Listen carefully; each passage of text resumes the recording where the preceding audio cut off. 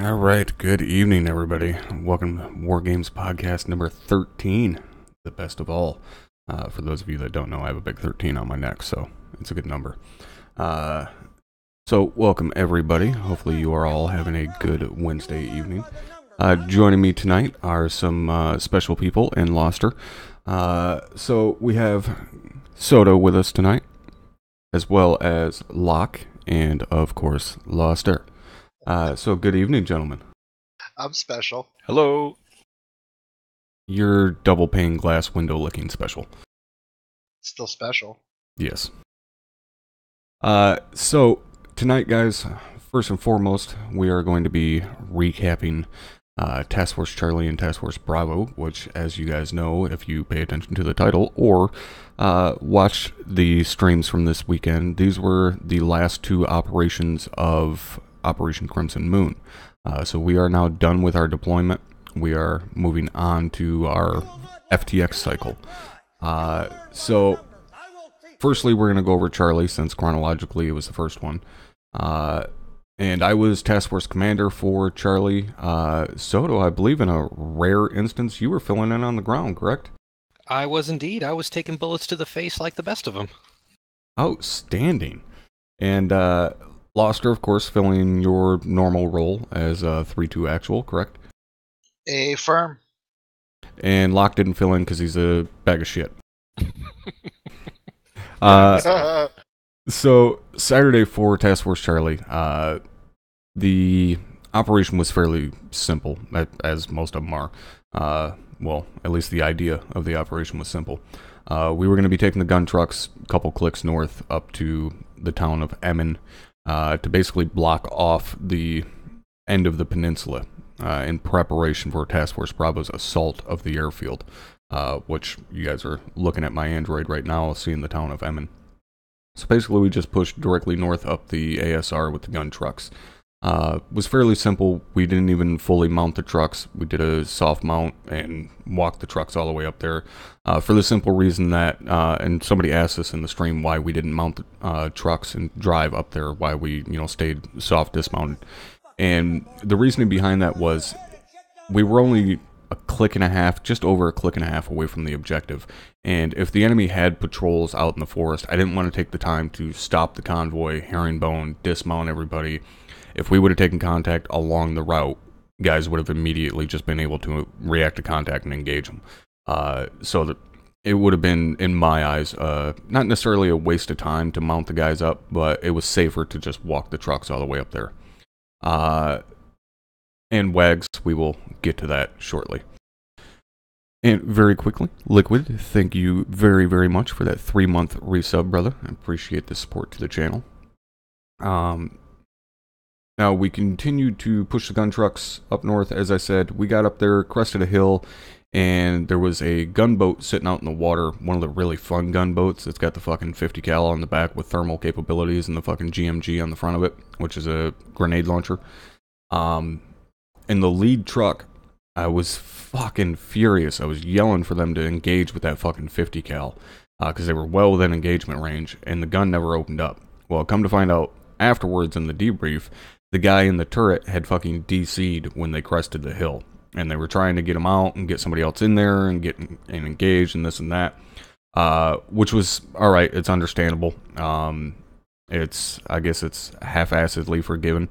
In hindsight, it would have been a hell of a lot smarter to just reverse the truck and get it back behind Defilade and not have it sitting out there to get destroyed by the GMG, which is what it did. But, in a split second when you got to make that kind of decision, they just made the wrong call, and it happens. So that first truck got taken out, and looking across the valley where the town was sitting, I pretty much immediately had eyes on an MBT staring across at us. And so I started yelling for Havoc 3 to get weapons element over there to engage the MBT. And then I think it was Sergeant Lion got over there with the Maws, and he was able to get eyes on pretty goddamn quick and start sending rounds down range. The rounds were falling a little short, and at one point they hit the Hesco right in front of the fucking tank, which was like a big cock tease. And then the tank started opening fire, took out another one of the gun trucks. And I believe the tank ended up getting taken out by air assets, but I'm not positive. I don't even remember who ended up taking it out, because we ended up having a BTR roll up about 150 meters off our right flank, and that scared the shit out of me. So I started yelling to get somebody over there. 3-4 was fucked up from injuries. I started engaging with the 40 Mike, and it took what felt like forever and a goddamn day for a rifle squad to get over there to engage that thing with an AT4. Loster, where the hell were you at up on that initial ridge? Were you way over on the left flank? I think that's where I remember seeing you. I believe so. I actually was late because we were having mod issues, so I had to re-download all the mods. Oh, so wow. I was like a half hour late or so, maybe half hour, 40 minutes late. Well, we didn't even start until almost 2100. Yeah. If I recall correctly, when I came in was about maybe a half hour, maybe 35 minutes before you pulled us towards that mortar pit. Oh, okay, so you were quite a bit late then. Okay. Yeah. Yeah, we were having, any of you guys that watched the stream, you know that we were having big issues Saturday with TeamSpeak and TFAR spamming it and kind of locking up TeamSpeak and stuff. And we ended up being able to figure out a workaround. A member of Havoc 4 figured out a quick workaround for us that fucking worked great. Had it not been for him figuring that out, the mission probably would not have ended up happening. I mean, we would have tried it, but it would have been an absolute shit show. But we ended up getting squared away. Soto, who were you filling in with? If I recall correctly, I was with 3-1. It might have been with 3-2, but either way, you're talking about the MBT taking out a gun truck. Valentino and I were there. And we rolled up on the ridge with our Mark 19. And finally, somebody runs over to us because we didn't know. We were looking down into the town trying to put 40 mics in there. And somebody runs up to the truck and says, "There's an MBT on the ridge." And we think, oh, okay. So I start to back the truck up right as a 125 millimeter shell goes through the front of it. Yeah, and actually, after watching Drum's video, unbeknownst to you guys, he was already shooting at you guys, and they were just whizzing past your left side. And he also fired a fucking ATGM at you, and that's actually one of the thing that hit the tree right off your fucking front left bumper was an ATGM from the tank, and then he smoked you with the main cannon. I don't know why he wanted us dead so much. It's like, what did Valentino and I ever do to you? Well, it's a long list when it comes to Valentino. Oh, okay, you were with 3-3 Alpha. Wait a minute, you were with... So Valentino actually got to fill in? Yeah, he was in my team. It was me, Valentino. I had Aaron as my battle buddy. For the life of me, I don't remember my team lead, though, because I'm an asshole. Van Harlem or Alpha? I believe 3-3 Alpha is... Oh, hell no, I don't remember either, because I'm an asshole. Harlem. There you go, Van Harlem. Dear God, so that poor Van Harlem, he had fucking Soto, Bollinger, and Valentino. Well, Van Harlem was squad leading, so he had to step up. So then it was McClure? Yep, that's it, McClure. Well, there you go, McClure. You deserve a medal for dealing with those three boneheads. Make sure somebody writes you up for that. So you guys were in the truck that got smoked, the second truck that got taken out. So you were now on foot, and you lost a Mark 19, which I'm sure was upsetting. I know I probably would have shed a hot little man tear down my cheek. And once the BTR on our right flank got taken out, then we were able to start pushing forward. And we got maybe halfway to the town before the mortars started opening up. And it was kind of not necessarily typical, but, it was... It kind of felt like Groundhog's Day to me. Like, mortars start hitting, I'm yelling at guys to fucking push forward, get out of the goddamn kill zone. Everybody's, like, frozen in goddamn place, and it's like, push forward. You can't fucking sit here. Like, mortars land 50 meters behind you. That means next they're going to land on top of your fucking dome piece. You have to move. So I'm yelling at guys to push forward, and we start pushing into town. And Once we got into town, it went fairly smooth. There was still a lot of vehicles, a lot of armor being dealt with by infantry and air assets fucking left and right. I know ground assets went black on AT pretty goddamn quick and started picking up enemy AT. But still, pushing through the town went fairly smooth, even, given the amount of armor in the town. And Soto, how was it for you? Were you busting door to door, or what were you doing? Yeah, that's actually had quite a few interesting comments in my stream regarding my performance on the ground, because I tend to keep it kind of chill, I guess you could say, when I'm up there.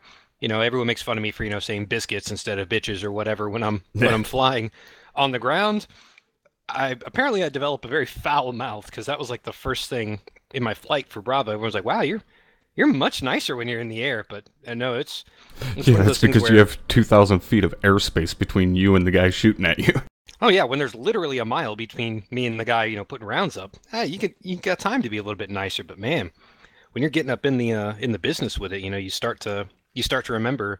At least in my case, part of the reason I like to fill in as much as I can, whenever I can for work. But this one, all the stars lined up beautifully, and it's part of why I fill in, just to continue to gain an appreciation for, while I am 2 miles up and 5 miles away watching the show, sometimes you got to get down in there and go, man, this is why I do what I do.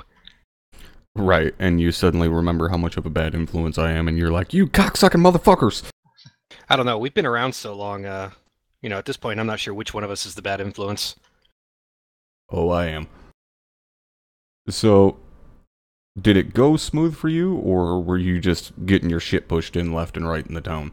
The initial break into the enemy line was pretty rough, as we were, exactly as we said. I mean, myself and Aaron were both, just shouting at our team, and Valentino, I guess, being pretty quiet, wasn't really saying much, but I know what he was thinking. All three of us were thinking, we have got to push and get in this town and get up underneath these mortars, or else we're screwed. And that was just where that part was getting frustrating, getting blasted left, right, and center. But once we kicked in, once we broke the line, as it turns out, Aaron and I can blast through buildings with some pretty solid efficiency. And once we got into the mount and got into that rhythm and dictated the terms of combat, it really smoothed out for us. But it's like you pointed out, Top, when you're just sitting there with your dick in the wind, letting the enemy dictate the terms of the fight, that's how it goes every time. Once you're in charge, you can just beat them into the ground. Yeah, exactly. Once we got a foothold in the town, and the age-old saying of dictating the tempo, once we were able to dictate the tempo, it went a lot smoother. Once we got a foothold in the town, got some solid cover, started kicking indoors, it went much smoother. Up to a point where we were about midway through the town, my HQ element, and I could see a BTR through a door, so I had about a 3-foot window of view on this BTR, and there was a gun truck right next to me, and I'm yelling up to the guy in the turret, hey, engage that fucking BTR with the 50, because I know the 50 will punch through the armor on that thing and potentially kill the crew, or at very minimum, take out the tires on it. And then somebody showed up with a fucking AT4, and I was like, hit that fucking BTR through the door. And unfortunately, I don't remember who it was. I know I mentioned them in the debrief for Charlie, but they made a beautiful shot of, it was almost right at 150 or 200 meters. Beautiful shot. I will gladly take credit, because it was Margiota and he was filling in my squad. Oh, okay, it was Margie. Of course it was Margiota. Right. He is our resident fucking amazing AT4 gunner. The boy's a seance with a rocket. Yeah, so he fired that thing, chucked it right through the front door, through the back door, hit that goddamn BTR right in the side, and of course it goes catastrophic. It was beautiful to watch, and that allowed us to start pushing up more. I didn't really want to push up too close to that goddamn thing, because I didn't want it to move out of there. I didn't know where the entries and exits of that little courtyard, where it was at. I didn't know how it could get in and out, so I didn't want the thing to just roll forward onto the road that we were on and just start fucking smoking everybody. So once that was taken out, we started pushing up, and that's when the best part of that operation happened for me. It became absolute fucking chaos, and it was almost like a controlled chaos, because I was still in perfectly good radio contact with all elements of the task force, still issuing orders, receiving information, but at the same time, myself, Dagger Element, and Mike were breaching, clearing buildings. Fucking, I was smoking fools with the goddamn boomstick. Like, it was just excellent. There was vehicles cooking off on either side of me, and it was like I said, it was like the definition of controlled fucking chaos, and I loved it. Like, it was hands down the best part of the mission. One of the best operations that I've had during this deployment was in that 5-minute window where it was just utter chaos, but we were holding our ground and not falling back at all. And then once that kind of calmed down, we continued to push forward. And that's when I noticed you guys, 3-2, I noticed that you guys had pushed up on the northeastern side pretty far by yourselves, pretty much. So all the other rifle squads were still to the southwest edge of town. Yep. So I told Mike, I was like, hey, let's go. I mean, there's only fucking 2 of us because Dagger was back behind us. But, hey, let's go. We're going to go fucking back up 3-2 because they're all by themselves out there. So we pushed up there, and I linked up with you guys. We set up around this couple of houses, and I used Mike as a stepladder and got up on the roof. And as we were sitting up there, a couple of mortars impacted. And anybody that watched the stream, you'd know, as soon as those mortars impacted, my first thought was get the fuck off this roof and start pushing forward. So I climbed down off the roof, run around to the front of the building, and your guys are still sitting there, and I'm yelling, like, move, fucking push forward, get the hell out of here, because I knew mortars were about to hit. And sure as shit, the time it took me to get off the roof, run around the building, get up, yell at you guys to move forward, and start actually running forward, the next set of mortars come in and landed pretty much directly on us, and ended up smoking Mike, tore me up pretty good, dropped a couple other guys, and I look over, and here is fucking Loster doing his best Usain Bolt across this open field completely by him goddamn self with everybody else fucking 75 meters behind him. And I yell up at him. I was like, Loster, you fucking retard. You got guys down back here. He turns around and he's got... Obviously, you can't see like really an expression on a character's face, but I just imagined Loster turning around and looking like, oh, well, I guess I better go back there. And just kind of like a stupid little smile on him. Oh, I look back and half my squad is unconscious. So I'm like, oh, yeah, okay. Oops. Whoops. So we had multiple guys down. My mic was down. I go up there, pull him back behind a little bit of deflade. Granted, if another set of mortars would have hit, I don't even think that little bit of deflade would have mattered. But I pulled him back, was able to get him back up. Your guys were able to get up. And actually, I think you had, probably a full fire team still up, because you sent them forward, and you guys dealt with the casualties, it seemed like, because your guys got up to that mortar pit quick as fuck. Correct. My Alpha team went down. My Bravo team was in reserve for that particular reason, just in case one of them got schwacked, the other one wouldn't fucking fall with it. And you could probably hear me say it. I'm pretty sure you might have heard me say it. I told Bravo, stay away from us, because if another IDF drops on us, you're going to get killed too. Like, stay away from us, go around, go deal with the mortar pit. And my Bravo team went to the mortar pit, and then the rest of Alpha team went and took care of it. Like, the Alpha team members that were up got up and advanced. Bravo team went and advanced, and then Rickman stayed. I stayed back with Rickman, our medic, and we took care of the wounded. Right.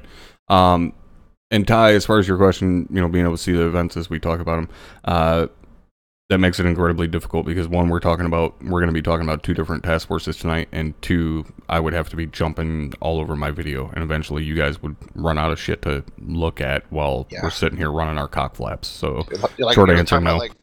Sifting through like 6 hours of footage. Yeah, exactly. We're talking about 2 task forces that were about 2.5 hours each. So yeah, we're talking 5 hours minimum worth of shit that we're condensing down into an hour. So yeah, we got the wounded up. By the time I got Mike up and we started pushing up there, your guys had already secured the mortar pit, and so we pulled back to those buildings we were originally at.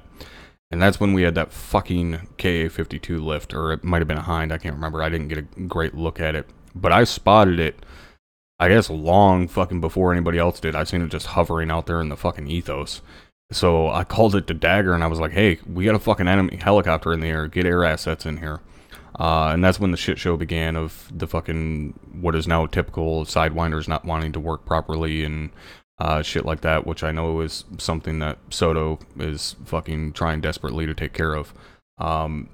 But it took fucking forever for that helo to get taken out. And in actuality, it never even did get taken out. It just went and landed at the fucking airfield. Because I'm pretty sure by the end of it, Drum knew I was pretty goddamn pissed off that we couldn't take out the fucking helicopter. But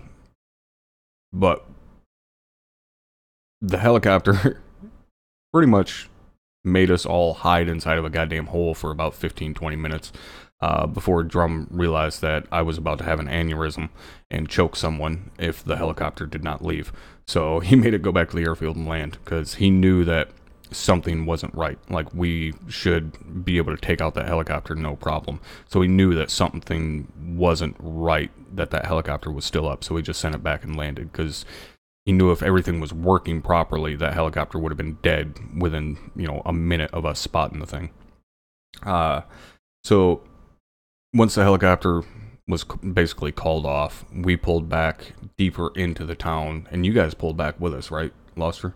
Like, you guys went deeper into the town? Yeah, we pulled. We are on the ASR, the northeastern ASR. We moved down that towards the west, toward the northern, the MSR coming out of the north of the town. Then we dug in, covered north, northwest, and northeast. Right, and then we were stone's throw away from the airfield. We were like less than a click, I think, at that point, away from the airfield. Yeah, we could. If there hadn't been some fucking little ridge line in the way, we would have been staring right at the ridgefield all fucking, right at the airfield all fucking night. But that was pretty much it for Task Force Charlie. We called mission complete at that point. How was the end of the operation for you? Because I know you guys were way the fuck over on the left flank. Yeah, we were out all the way on our own. When the K-52 first showed up, of course I hear it and I see it. Cause it's just one of those things, like, when you even, just from the piloting standpoint, when you even suspect that there's a helicopter in the area, you're just like, uh-oh, where are you? And sure enough, he makes a run on us, and it was almost ring around the Heskos. Because seriously, that's how it went down. The helicopter would come in from one direction, we'd be behind Heskos, then he'd go over us, so we'd run to the other side of the Heskos, and it got to be funny for a bit, but because we were, I wouldn't say we were all by ourselves, but we had a pretty decent gap between us and the other ones. It was really a matter of trying to pick off, what those few stragglers would come in, and, just like watching Valentino, we saw guys, moving in between buildings, and we knew they were there, and I pointed it out and said, hey, on this right side of the building, there's guys moving. Sure enough, a guy moves, Valentino ups him, hits him with a 203, and when I say it connected on this guy's ankles, it was one of those shots where you go, damn. Like, you savage motherfucker, that was incredible. Yeah, that was last week for me when we took Luzerne and I smoked that dude in the fucking nutsack with a 40 mic. But beyond that, even though we were, I'd say kinda on our own, but not really. It's just like you said. Once we kind of were dictating it, we started to really get into that rhythm, and it's interesting how, when you really compare, what we do here, because all of us have been through roughly the same training. We all know what's expected of us. Even though myself, Aaron, Valentino, and McClure had never worked together in the past, all of a sudden we're stomping dudes in. Like, there was really only one marksman who gave us trouble, and sure enough, it was Yogi of all people. Just randomly, I just hear this Irish medic going, stand away, medic's here to save the day. So he comes in and saves us. Of course it was Yogi. But so he comes in and saves our asses from this marksman who was just tearing our guts out. But that was really about it.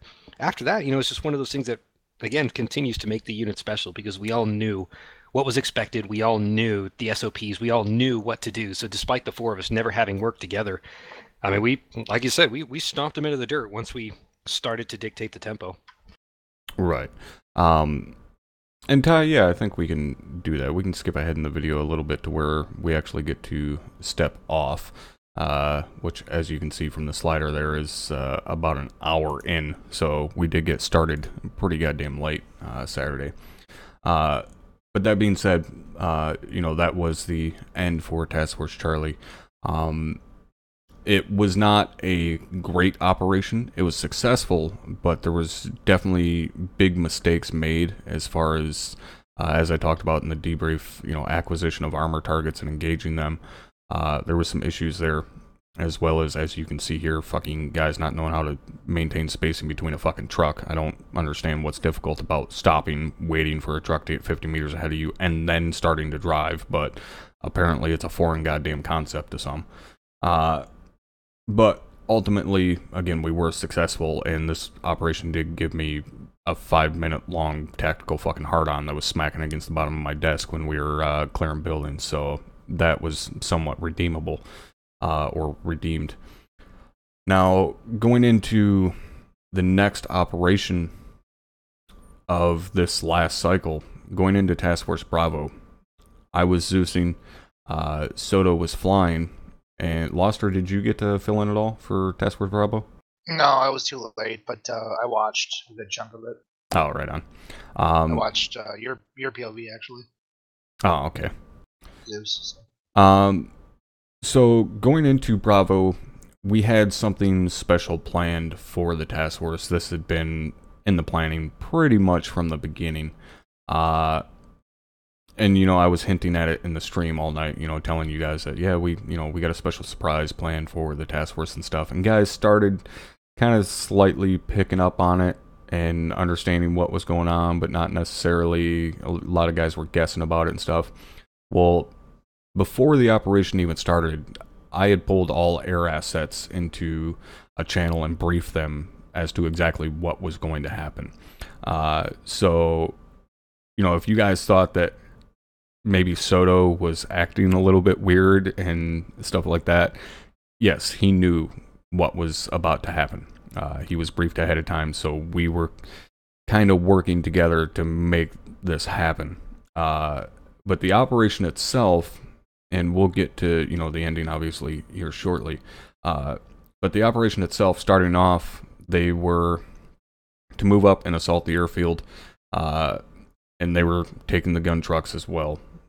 The start of the operation was fairly simple because we just had multiple squads out kind of patrolling, and first contact began, and guys on those gun trucks just started fucking laying waste to everything, especially the guys with the Mark 19s. Like, it wasn't even fair. I couldn't do anything against it. The only thing I had was mortars, and even then, they were moving too fast for the mortars to really be effective. For me, in my mind, the operation didn't really start until they crested the final hill and actually had eyes on the airfield. And that is when they seen the fucking Great Wall of Armor. And Soto, you were up in the air. What were your thoughts when you looked down at that airfield and seen that wall of fucking armor along the east end of it? That I brought the incorrect ordnance. Really, it was at that moment that, I usually bring up, in this case, I figured, okay, on the airfield, I don't want to put heavy ordnance down because generally speaking, you want to keep craters off of taxiways and runways, because if it's an airfield that you intend to capture and use, you want the facilities to be usable. So I brought up CBU 103s. The 103s are, anti-infantry, cluster bomb unit. Oh, it was at that moment fucking aware. Oh yeah, I know you do. But it was at that moment that I thought, you know what? This would have been the one time a CBU 105 or maybe a pair of CBU 105s would have been perfect, and my dumbass didn't bring it, because when I saw the wall of armor, I was thinking, I'm not sure I have enough to do it, because in general, I don't like RTBing and getting more munitions just from a standpoint of realism. You don't like leaving. Right, and that's the other thing, is I don't like leaving. If I've got bullets in the gun, I'm going to stay, no matter what. After, the defending Sam incident, like even with the airplane shot to pieces and basically no ordnance on the wings, I was like, I'm not leaving. I just won't do it. But that was one of those moments where I said, I'm not going to be able to crack this nut by myself. Like, it took a couple of shots to get rounds in up over the Hescos, and it was at that point I had to really work together a game plan, and then I started picking up the radar spikes and going, this is not going to be easy. I'm actually quite excited about this one. I got a legit challenge. Yeah, and it was one of those that there were so many vehicles there.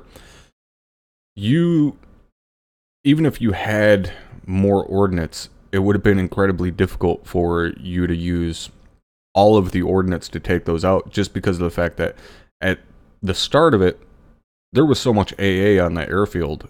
It would have been very, very dangerous for you to bring that bird in close enough to use every bit of your ordnance, gun included.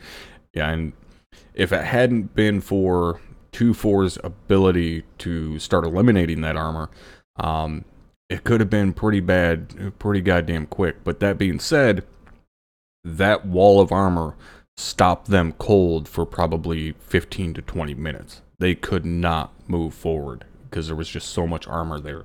And they were working on taking it out, moving, repositioning to engage from different angles, because the entire time, myself and the other brewer, who you guys know I always call number 2, me and number 2 were taking control of the armor and engaging them left and right. One of us would take a BMP, the other one would take an MBT, and then we'd swap, and one of us would take a fucking Shilka or Tunguska, and the other one would take a fucking BMP or a BMD. And so at pretty much the entire time, there was at least one vehicle engaging them throughout the entirety of that opening salvo, if you will, from the vehicles.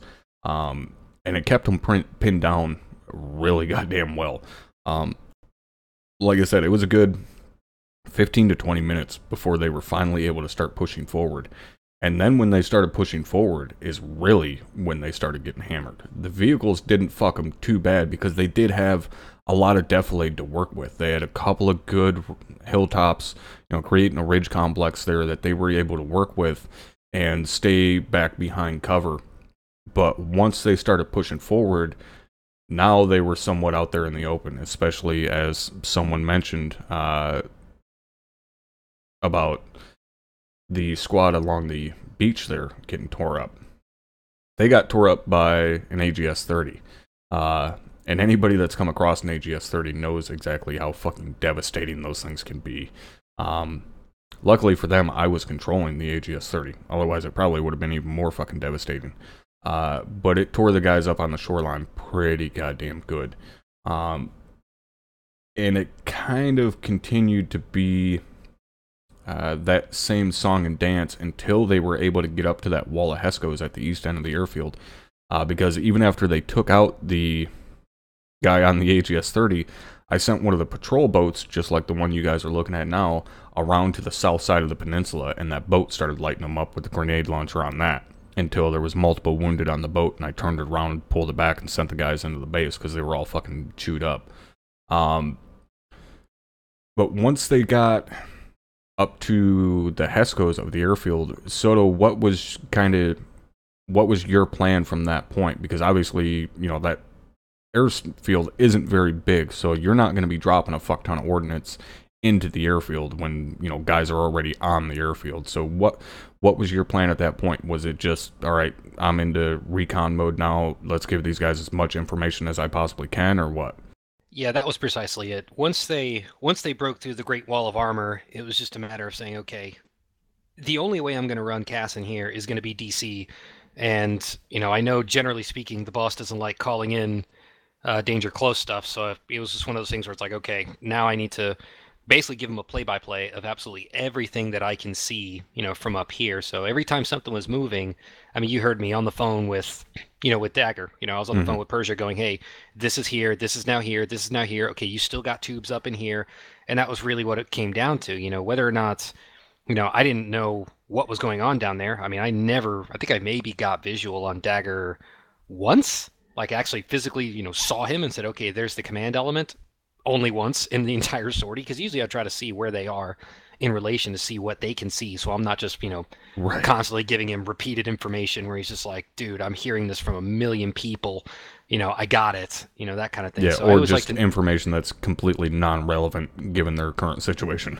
Yeah, precisely. So like when the BMD rolled up on, I think it was 2-3 or 2-2 out there on the northeastern North side, edge. yeah. Yeah, and I was ready to DC that thing, but obviously they didn't have eyes on it, and I was just thinking, okay, guys, if you want a DC call, this is going to be it, because these guys are about to get shredded, and they got shredded. I saw purple smoke come out. I'm like, dude, I could have stopped this one, but that's. I got to the point where I was thinking, okay, the mission's changed. They're really not going to need me from this point, because I mean, once you get into bayonet fight. The A10 isn't really usable for them. So Right. I was looking for a possible jackpot. Trying to find, okay, if I was a Mosin PRNA officer, where would I be hiding? That big concrete bunker looks like a good start. Right. Yeah, and So mark that's it, give them the best picture they can get, because again, it's the same thing in a mount situation. yeah, I'm just going to give you the best picture I can give you guys, and if you really need me, it's going to be nasty. You know the drill. Chuck a red, chuck a green. Let me do my thing. right, exactly. And that once they did hit those Hescos, there, like we said, there wasn't really much you can do outside of just pass information along to them. And once they did get inside of the actual airfield, it went pretty goddamn quick from that point, because we didn't have a whole lot of guys set up in the actual airfield themselves. It was really the wall of armor was really our defense. There wasn't a fuck ton of guys in the airfield. There was, I don't know, maybe 5 or 6 squads at maximum. So basically a reinforced platoon sitting inside the airfield. But as someone mentioned in chat there, and I know you've seen them and mentioned them on the stream to guys a little bit, those MiGs that were sitting on the airfield. Now, me as Zeus, I knew at no point in time was I ever going to lift those MiGs, because the enemy doesn't have... It's not that they don't have fast movers, it's that it makes no sense to lift them. In actuality, if I were to try and lift those fucking birds, they would be taken out before they even got off the fucking ground. 1. And 2, we don't have any type of intercept fighters in our mods. We don't use an F-15 or an F-16 or even, Navy F-18s. So we don't really have anything that can get into a dogfight. Yes, I the beg A-10... your pardon? Settle your fucking wings down there, Hot Rod.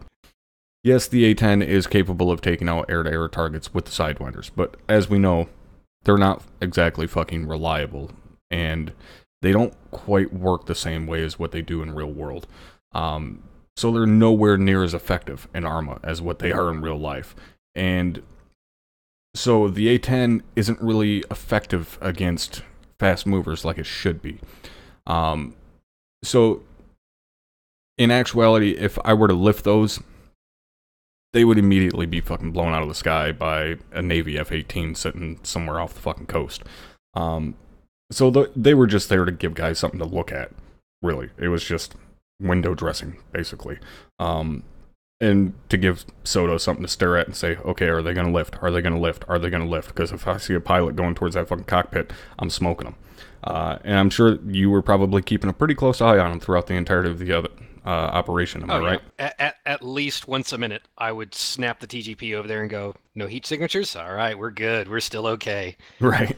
But, we do train for it. Oh, yeah. I take my boys through it, through UPT. Granted, at the time, we didn't have the MiG-29, so it was always against the Su-27, which is effectively, the Soviet or Russian equivalent to the A-10. So you can get into the twisties with an Su-25, but, once the MiG-29 showed up, really, it would go down exactly as it would go down in real life. You'd let him overshoot you, turn into him, snapshot a Sidewinder, and try to get away, and just try to run. You're going to fail. You would dive to the deck and haul ass as best you can and in haul a as fat fast bird. as you can in an A-10. But, you do have some level of defense, but it is primarily that. It is defense. We don't go out looking for fast movers in the A-10. It's a last ditch. Okay, I got the Sidewinders on Station 11. Let me take a swing at it. Nope, missed. Okay, see ya. And that's where I think there's a bit of confusion, because obviously the A-10 is known for CAS. That's what it does, close air support. It's a ground support aircraft. It's not a fighter. So, an A-10 isn't going to be sent into an area where there's a high threat of fast movers. It's not going to happen. That's where you're going to send in an F-15E or an F-16 that has ground support capability but can also take on a fighter head-to-head. So, in real world, if we were going up against an enemy like this and they were going after an airfield and there's a possibility that there could be, a MiG-29 or something like that lifting, they'd send a squad of fucking F-15 Eagles in there and be done with it, because those F-15s are capable of dropping bombs, firing Mavericks, shit like that. But they can also, like I said, take a fighter on head-to-head, as to where the A-10 isn't equipped to do that. An A-10 can't duck and run if need be. It can't, keep up with a MiG-29 like an F-16 or whatever can. So that's one thing that, if this were a real operation, we were taking an airfield like this, we wouldn't even have the A-10 in the first place. Especially given this is a coastal area, we would have Navy F-18s flying cap for us, and we would just go in like that.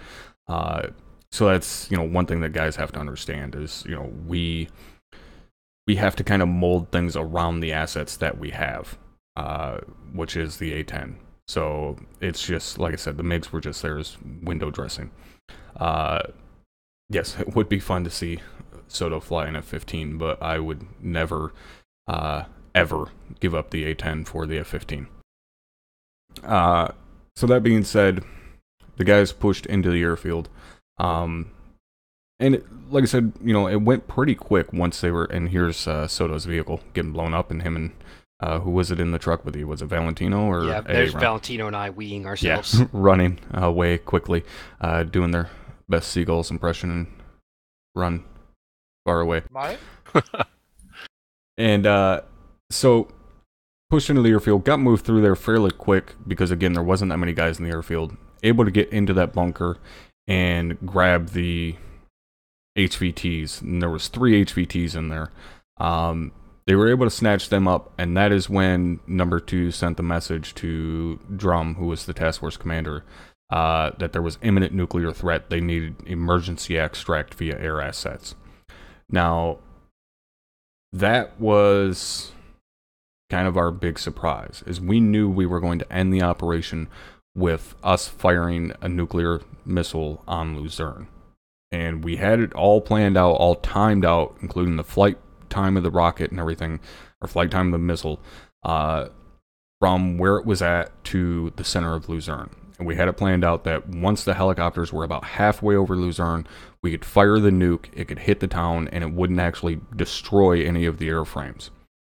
But we were going to simulate the EMP caused by a nuke and take the fuel out of all of the aircraft in the air. So all the pilots knew this ahead of time. They were briefed, like I said, ahead of time. They knew this was going to happen. Once they got over Luzerne, missile was going to be fired. Once it detonated, they were going to lose fuel to simulate them losing power, essentially.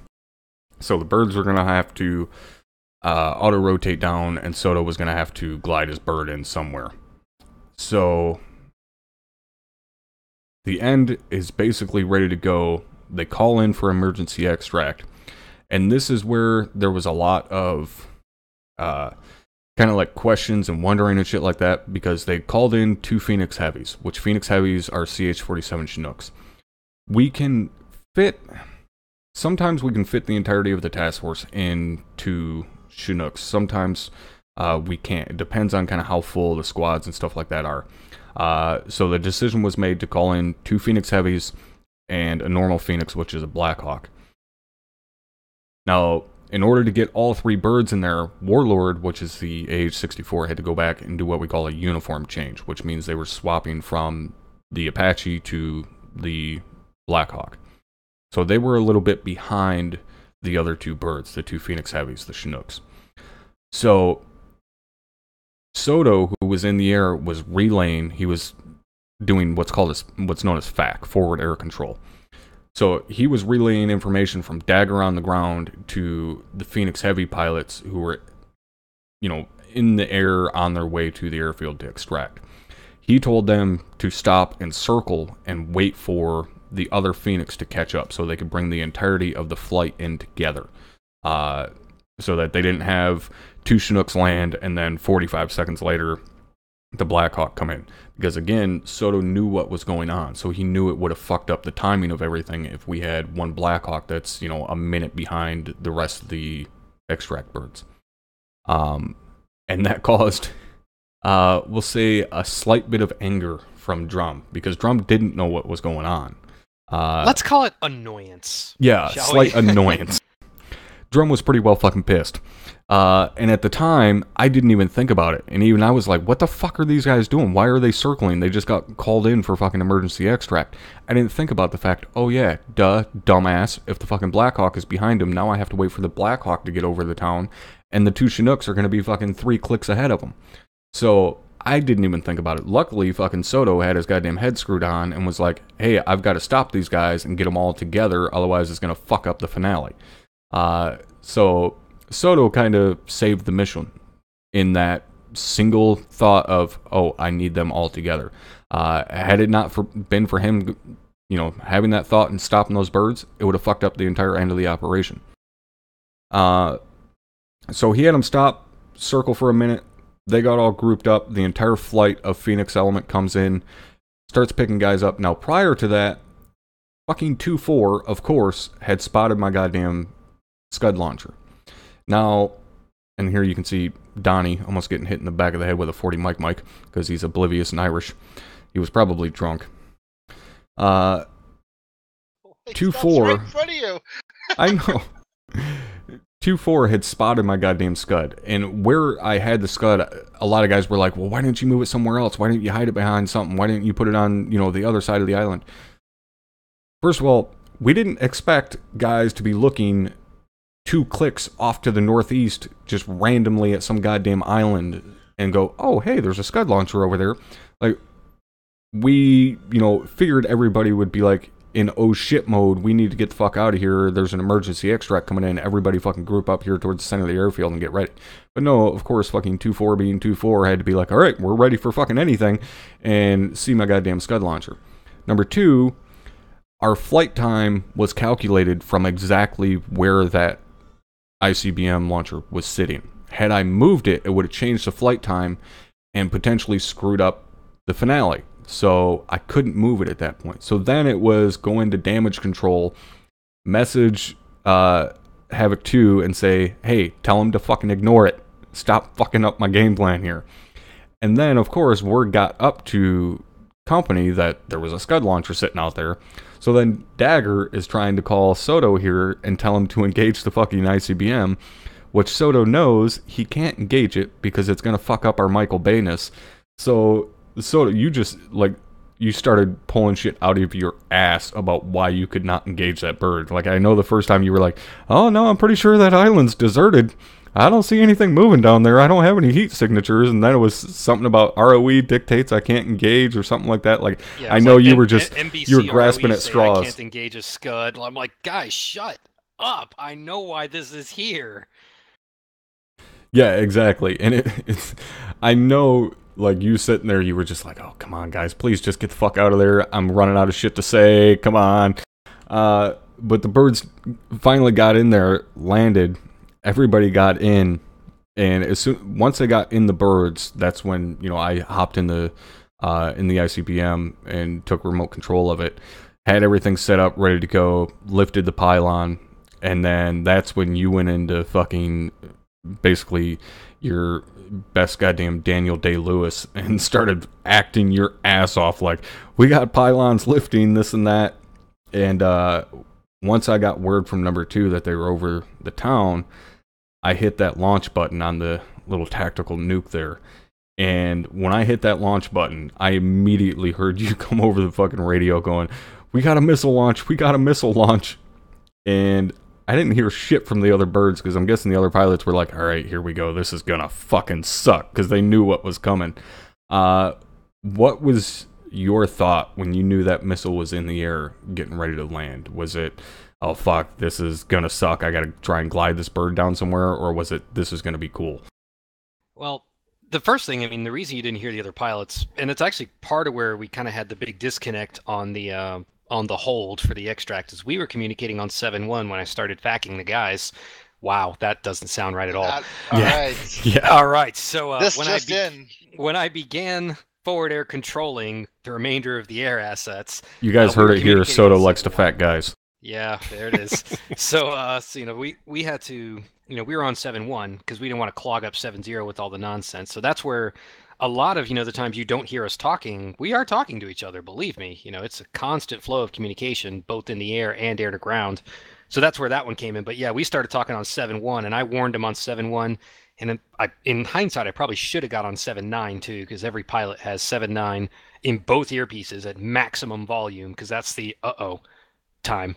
So the first thing that went through my mind, of course, I saw the missile away. I knew what was happening. I mean, I knew we were going to launch a nuke in June. because Right. that was something we had to look into from the mod team side of things. So I was thinking, okay, here we go. Is the server going to melt?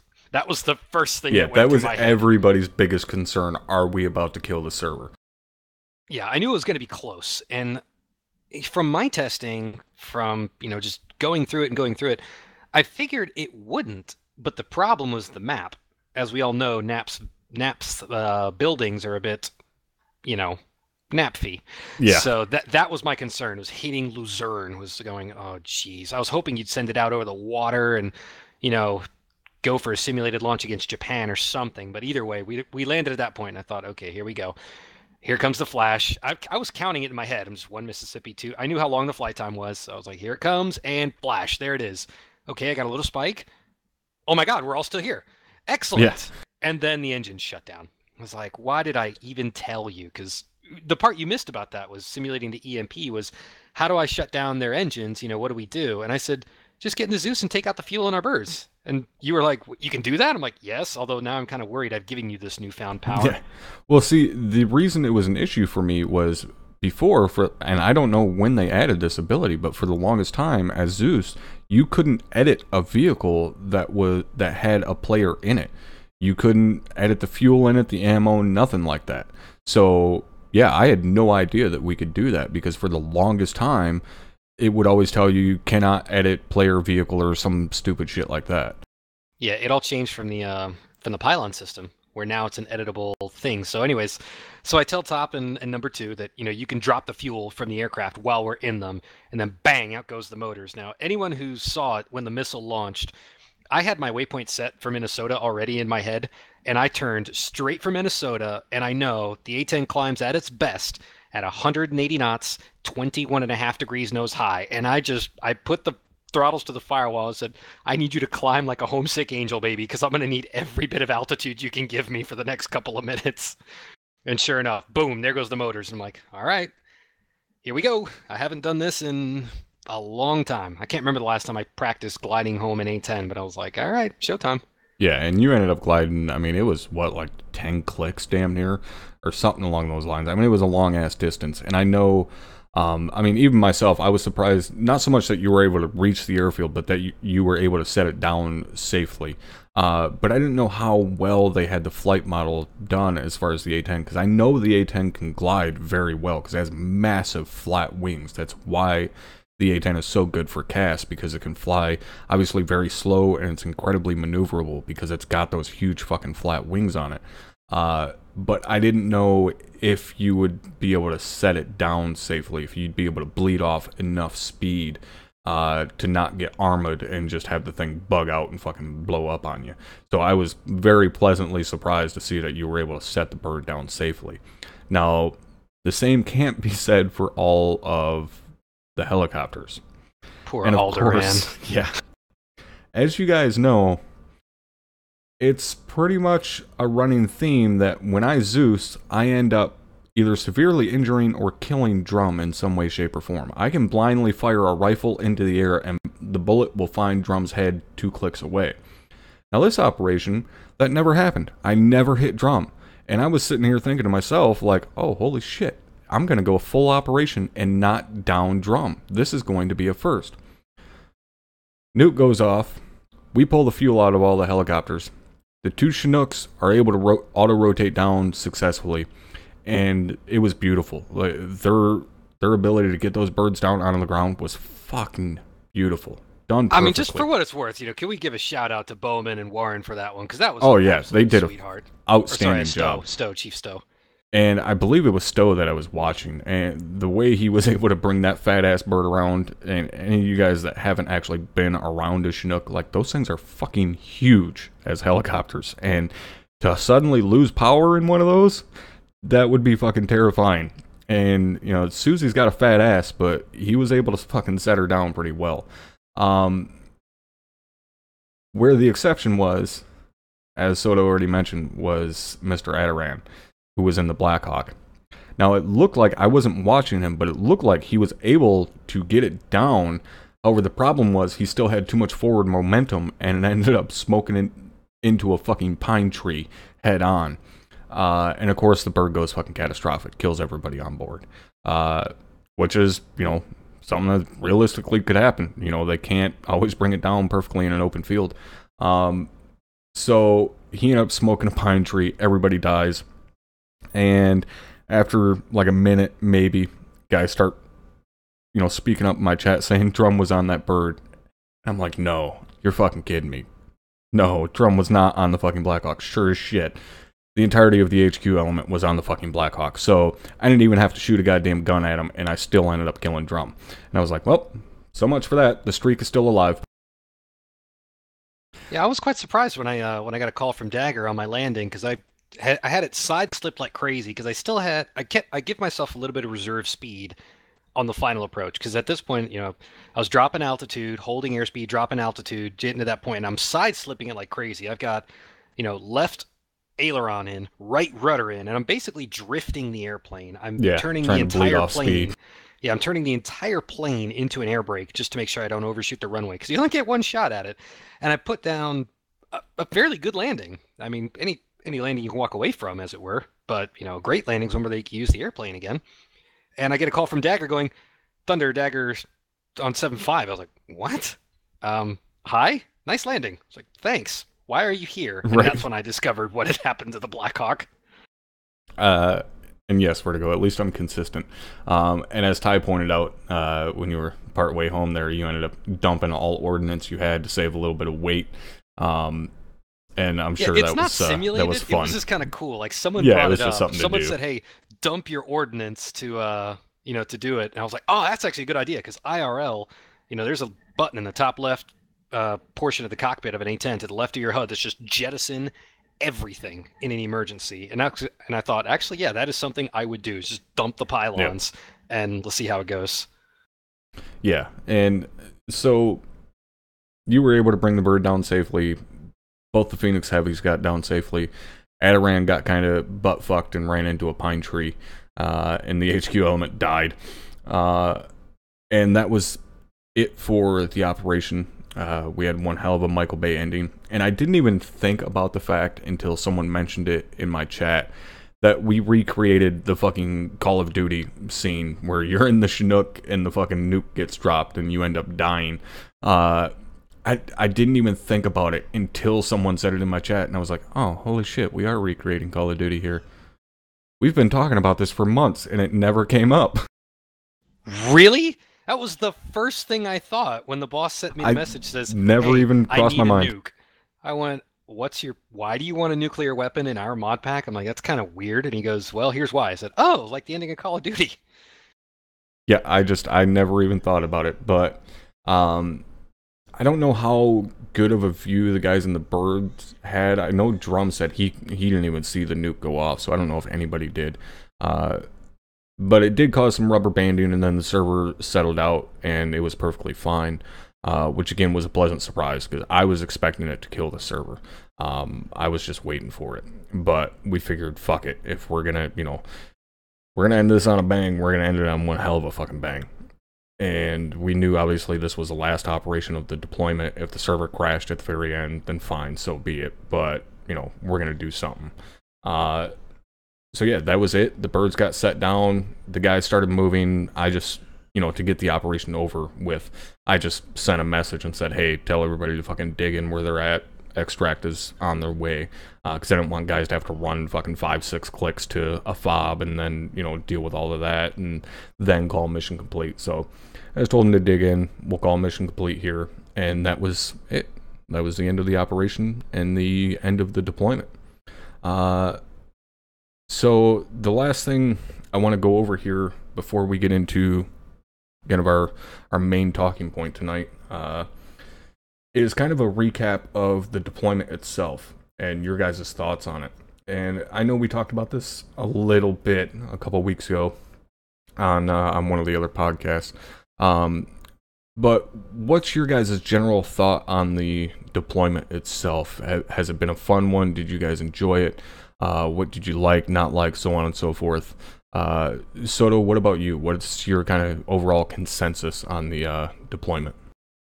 Other than the issues that we had just from the map with having to kick in buildings and the performance issues therein, that was really the only thing that I would, have had would have done differently. Beyond that, the build was good. There was some good twists and turns. The initial arrival of Mose and the whole thing.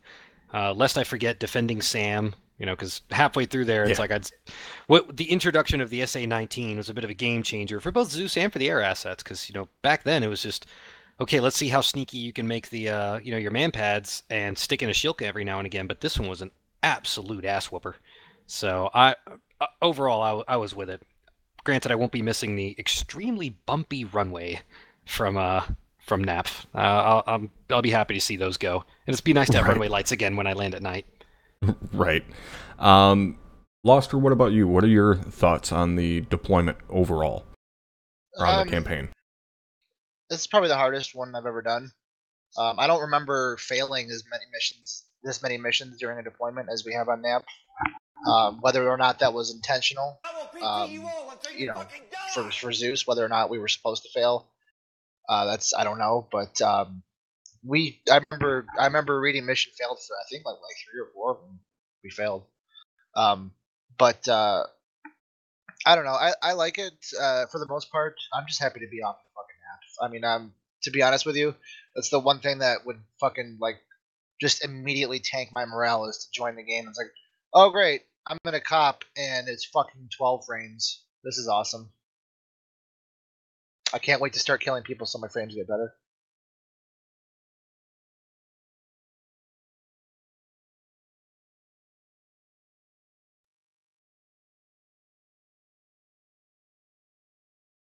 And for me, I enjoyed the deployment. It was challenging, and I think challenging is a really good thing because I think those situations create the most memories when you're going through shit and strife. when you look back at it. Yeah, for sure. The map was a little bit laggy at times. It wasn't as bad for me, 12 frames and stuff like that, and it really got, I think, that low on a regular basis, but it still was kind of a little bit laggy. But I also like the close ties to what's really going on. Yeah, exactly, like real world events potentially, and that kind of thing. So that's what really got me into it at the beginning. It's the most in-depth campaign I've ever done, I've ever been participated in. I think that had 3 different factions on the island. I'm sorry, Locke, go ahead. No, that's okay. I was going to say, I think a future deployment should be this challenging. I think it's good for training and utilizing the techniques we've learned. Because, I mean, if you do dumb things, you get killed. And it forces everyone to use the tools that we've learned during training and stuff like that. So, I think it was really good. Enjoyed it. And that's the difficulty of this campaign. It's kind of weird for me because I've been through more difficult shit. I've been through less difficult. And even some of the less difficult stuff, it's not so much that it wasn't as fun per se. It's just it's hard to explain the way it is because we had a history of kind of poor Zeus operators that just hit us way too hard, and those operations were just some of these were probably even more difficult than those in some aspects. But for us back then, it was more so about the armor. Like the amount of armor, say that Bravo took on during the airfield was half of what we would take on back in the day with Havoc 1. And again, we've mentioned this a bunch of times with the bridge mission and taking on 20 plus pieces of armor in a single night from, by the task force. And that was fairly commonplace for us. And so then after those Zeus operators were gone and we got new ones in, everything seemed a little too easy because we were used to getting our shit pushed in a big bad way every fucking operation. So it's taken some time to kind of even things out and find that happy medium where it is very challenging, but it's still fun because you're not just getting raped the entire night. And I think that's where we're at, especially at the end of this deployment. I think we're right there in that fucking sweet spot where it's very challenging, but it's still a lot of fun for everybody that's involved in it. And that to me is the takeaway of this deployment. Is it's not so much like the storyline and everything like that is very cool. But for me, the main thing is that we're at that happy medium where our missions are difficult but still fun. Yeah, when I say difficult, I mean, reasonably difficult, Yeah. not overly, like intelligently difficult, not just throwing shit at people just for the sake of doing it, but, having the Zeus operators make, interesting decisions or tactics that, we may not have thought of, that kind of thing, not just throwing a ton of armor or something like that. Right. And, and that's something that I've talked about before on the podcast is now, our Zeus operators are held to a higher standard than what they ever have been before. And like, you guys think I'm hard on people in debriefs. I'm the asshole in debriefs because it's my job to be the asshole, and let's face it, I'm good at it. But believe me, when one of my Zeus operators fucks up, you think I'm hard on these guys during debrief. You have seen nothing because I am fucking 10 times harder on my Zeus operators. And as Soto's saying, Soto knows. He is one of my Zeus operators. He knows I will beat the fuck out of those guys if they screw up something during an operation. Because it's not so much like, yeah, you fucked up, dude, and you shouldn't have done this. It's more so the fact you fucked up and made it a bad night for 3, 4, 5, 50 other fucking people. That, to me, is a huge fuck up. And, so my Zeus operators know, like, it's not so much that they're on a short leash, it's that we're fucking watching you closely, and if you screw this up, you will rue the goddamn day. And I don't think that makes them, so that doesn't, like, make you nervous or anything like that as a Zeus operator, right? It doesn't, but the thing is, you get into the rhythm, and you know what's expected and what makes a good operation, and you try to replicate that, and, at least... And it kind of comes from the same thing behind all my S4 work with the mod team. It's like when you screw up, you're not really disappointed that the hard part isn't the disappointment from screwing up. The hard part is I fucked letting up down other guys. Everybody else. I let everybody else down, and that's what I fear.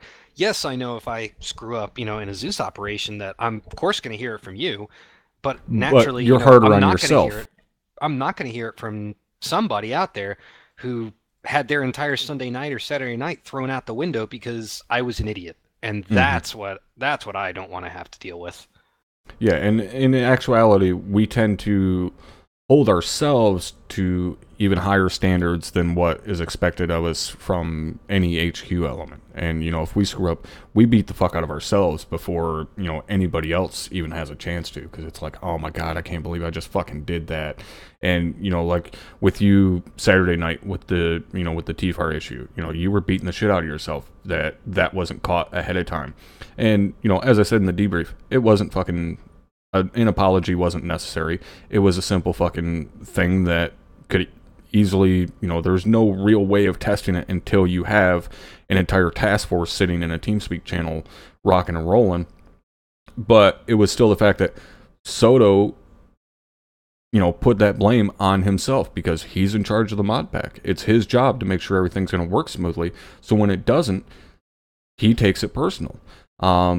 And it's the same way with our Zeus operators. And I think that's a big reason why the quality of missions has increased so much over, especially this deployment. That being said, real quick, I want to also touch on, Locke made the statement about how closely this deployment has been related to real world. And we talked about that on a couple other podcasts, and as some of you guys may or may not know, depending upon how closely you watch the news, Korea launched another missile over into the Sea of Japan, and now they're of course making statements about how they can destroy America and this and that. One thing I want to point out to you guys is people are very quick to kind of call out fucking Kim, whatever the fuck his name is being, a dumbass and psycho and this and that. Yeah, and that's all true. I mean, obviously the guy's not fucking right in the head, and it's a shitty situation. That being said, psychos have a way of changing the face of this fucking planet. whether it be for good or bad. You know, a lot of people in Western culture were calling Hitler a fucking psycho, which obviously he was. And that changed the entire face of the world. And it almost happened again in the 60s when there was fucking ICBMs parked on our fucking doorstep in Cuba. Now, the reason I bring that up is my dad was born in 52. So, growing up for him was the middle of the Cold War. And, well, not really the middle of it, but pretty much the start of the Cold War was my dad's generation. And, you know, obviously we went through Korea and Vietnam in that time, but him growing up, you know, that's back when they were doing fucking nuclear bomb fucking drills in elementary schools and shit. Kids covering their heads and hiding under their desks because that was going to protect them from nuclear bombs. The reason I bring that up is I've talked about that with my dad quite a bit, and we're maybe not for the general public because they don't really pay attention to it, but at least for me, I'm starting to understand what that was like for my dad. Because whether you realize it or not, and I don't want to be some fucking idiot that cried wolf or trying to, you know, incite panic or stupid shit like that, but when you really look at it, our proximity to the potential of nuclear fucking war right now is so goddamn close. Like, it's slightly fucking terrifying in my eyes, like how close we are to potential nuclear war right now.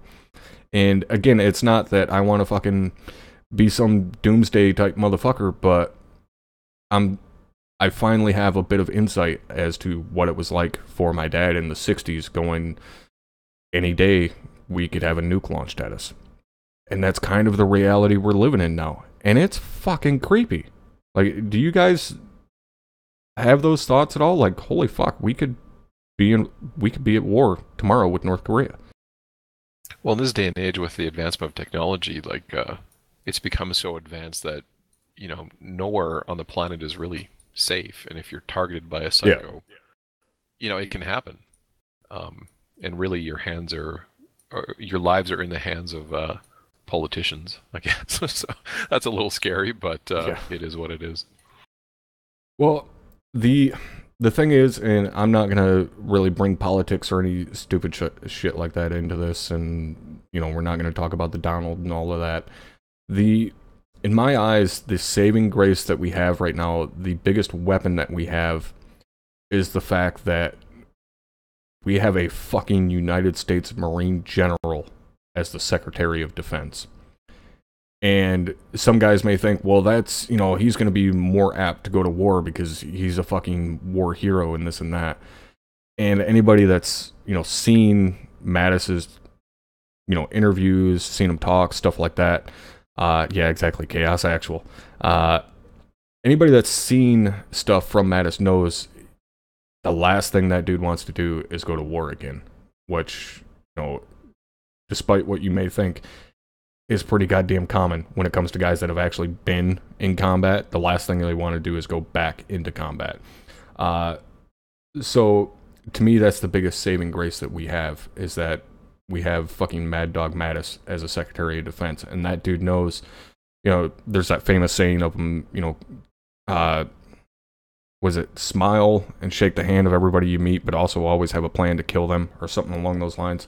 So, like, he knows how this fucking circus works, and he, like I said, the last thing he wants to do is go to war, but if need be, he's well fucking prepared. And yes, as Soto shares that picture in chat, God, I love that fucking Saint Mattis.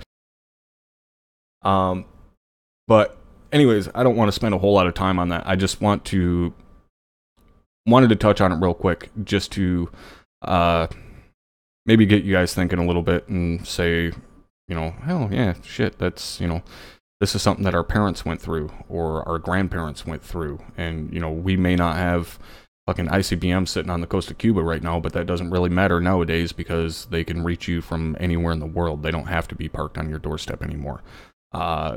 So, yeah, not to try and scare you guys, but it's just something to kind of think about, I guess.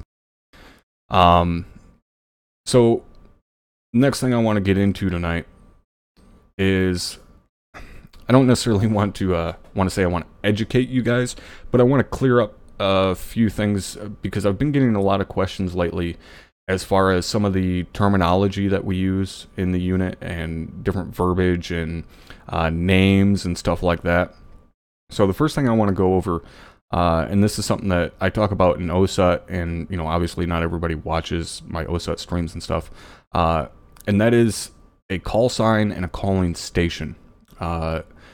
There is a difference between the two. A calling station is essentially your name on the radio, because we don't use our names on the radios aside from at a fire team level.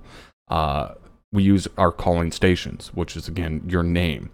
A call sign is what is prior to the calling station. So, like, the call sign for the entirety of the infantry is Havoc. The call sign for the entirety of the 74th is Thunder. The call sign for Deco is going to be, Phoenix, Warlord, or Lancer. They have 3 because they're special and have multiple jobs. The call sign for the TAC P is Dagger. So those are the call signs. So whether it be Havoc 1, 2, 3, 4, so on and so forth, that lets you know that that's infantry. If someone comes on the radio and says Thunder, you instantly know that's somebody from the 74th. If they come on the radio and say Dagger, that's a JTAC. So that's their call sign. Calling stations, again, are your name. So, and I've had people ask this question before: who is Havoc 6, who's Havoc 5, Havoc 7, so on and so forth. Havoc 6 is your CO, your commanding officer. So Drum is Havoc 6. He's the only Havoc 6 in the unit. Nobody else is Havoc 6. So if someone comes across the radio and says, this is Havoc 6, whether you know the voice or not, you automatically know that's Captain Drumheller. Havoc 5 is the XO, or Executive Officer, which is Lieutenant Hammersmane. So if he comes across the radio and says, this is Havoc 5, you don't need to know his voice. You automatically know that's the XO. Havoc 7 is me, the senior infantry sergeant. So if I come across the radio and say, this is Havoc 7, they know it's me, because I'm the only Havoc 7 in the unit. I'm the only person that can possibly be Havoc 7, because I'm the senior sergeant. Now, going down from there, then we have Havoc 4, which is mortars. So anybody that comes across the radio as Havoc 4, we know that's the mortars section lead, at least for that night. That's where it gets a little bit different, is at the infantry platoon levels and mortars, there can be guys that are filling that position, which in actuality, if, say, on Saturday night, Sergeant Tosco, who is Havoc 4 actual, if he's not there and somebody is filling in for him as Havoc 4, then they would be acting Havoc 4. But that takes too long to say, so they just assume the name of Havoc 4. Now, and I've had that question as well, what does actual mean? That means that is the actual calling station. That is that person. So if I were to say, if someone else were filling my position, they were to say, they would rightfully say, this is acting Havoc 7. As to where I would say, this is Havoc 7 actual. So they know they're talking directly to me. Or if we used radio operators, which we do at a platoon level, but, they would say, so we have our radio operators at a platoon level. So Havoc 1 Romeo is the radio operator. So me at a company level, if I were to say Havoc 1, this is Havoc 7, then they would respond back, Havoc 7, this is Havoc 1 Romeo. Now I know that's the radio operator I'm talking to, not the platoon leader, not the platoon sergeant. If they were to come back and say, Havoc 7, this is Havoc 1-6 actual, now I know I'm talking to the platoon leader and not anybody else in that platoon. But again, a lot of that kind of, as far as actual and stuff like that, gets kind of thrown by the wayside, with exception to when someone steps up to that role. So if there's a 2IC or second in command that steps up, they'll say Havoc 1-6, 2IC, whatever. Or, they'll say actual is down. So that lets you know that the actual leadership element of that calling station is down. So to continue moving down the line, basically, so we have Havoc 6, 7, or Havoc 6, 5, and 7, which is Drum, Hammer, me. And then we have Havoc 6, Mike. Mike is the designation for a medic. All right, Mike, phonetic alphabet, M, medic, Mike. So he is the only Havoc 6 Mike in the unit. Now, he's under the direct command of Havoc 6, which is Drum, the CO. So his calling station is an offset of who he's under the command of. So he's Havoc 6 Mike. He's not under my command. He's not under the command of Hammer. He's under the command of Drum. So he's Havoc 6 Mike. He's the company's senior medic. Going down from there, we have our platoon levels. So we'll just take 1st Platoon, for example. 1st Platoon has Havoc 1-6. Okay, so the 1 is the designation of the platoon. So if it's 1, it's 1st Platoon. If it's 2, 2nd Platoon, 3, 3rd Platoon. So if he says Havoc 1-6, I know that is the OIC, or the officer in charge of 1st Platoon. He's the CO of 1st Platoon. If it's 1-7, 7 is the senior NCO designation. So I know that is the platoon sergeant for 1st Platoon. 1-6 and 1-7, that's it. There is no executive officer or anything like that of an infantry platoon. So there's only 1-6 and 1-7. And then, as I talked about earlier, we have the radio operator. So you have 1-6 Romeo, or simply Havoc 1 Romeo. So Romeo, R, phonetic alphabet, radio operator, Romeo. So that's fairly simple, all right? You got Havoc 1-6, Havoc 1-7, 1-6 Romeo. Very quickly, though, before we drop down into the actual squads, the other thing I want to go over is the element that you see run with us as HQ all the time, and that is the Dagger element. Dagger, again, being the TAC-P, which is Tactical Air Control Party. Now, I've talked about this before and explained it. A TAC-P isn't the individual guy running around talking, to me and talking to Soto. He's a JTAC. Multiple JTACs together make up the TAC-P. So the JTAC is call sign Dagger. The UAV operator is Dagger Uniform. Again, phonetic alphabet, unmanned aerial vehicle. So UAV, U, uniform. Dagger Uniform.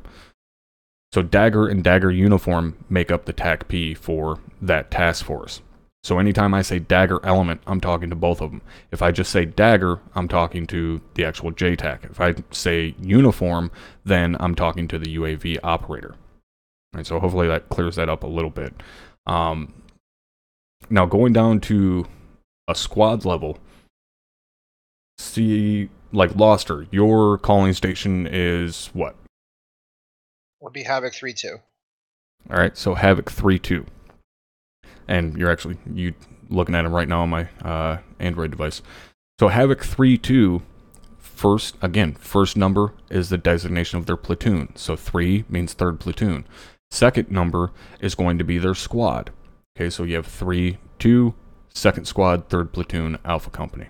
All right, because Alpha Company, as with all of the infantry, because we only have one company, is call sign Havoc. So you have Havoc, lets you know it's for Alpha Company. 3 lets you know it's 3rd Platoon. 2 lets you know it's 2nd Squad. Now, Loster has 2 fire teams, Alpha and Bravo. So Havoc 3-2 Alpha lets you know it's Alpha Company, 3rd Platoon, 2nd Squad, Alpha Team. That's as detailed as it gets. Lets you know the team, squad, platoon, and company. And that's where calling stations stop. Because again, at a fire team level, we just use names on the radio. But at a squad level and above, we use calling stations instead of names. So if you were to say, I'm AR for 3-2 Bravo, then, anybody in the unit knows you're the automatic rifleman for Bravo Team, 2nd Squad, 3rd Platoon, Alpha Company. It sounds very complicated, but after some time doing it and kind of getting used to it, it becomes very easy to rattle off, what team, what squad, what platoon you're in, so on and so forth, what billet you're filling. And it just kind of, you learn to rattle it off and it just kind of rolls off the tongue. Now, Soto, for you guys, your calling stations for the three of you, Barba, and Brownlee, are what?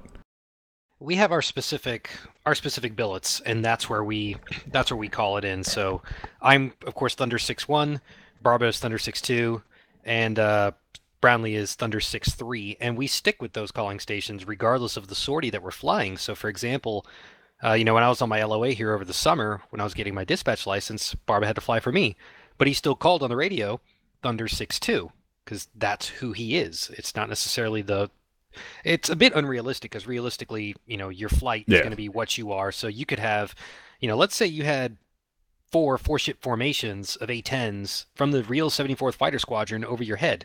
Well, you're going to have, Thunder 1, Thunder 2, Thunder 3, Thunder 4, and then when each of those, you'll have 1-1, 1-2, 1-3, 1-4, exactly the way you guys run it. And it's not going to be a specific pilot, it's just what spot they fill.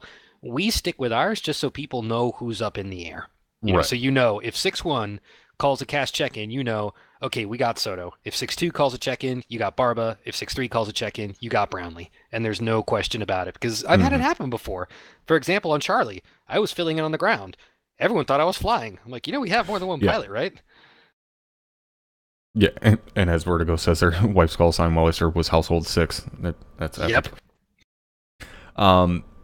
Yeah, so, and that's, I think a lot of the time, like especially when I'm task force commanding, and I know you're in the air, we always do the Wild Weasel at the end to give the guys a little fucking show to look at.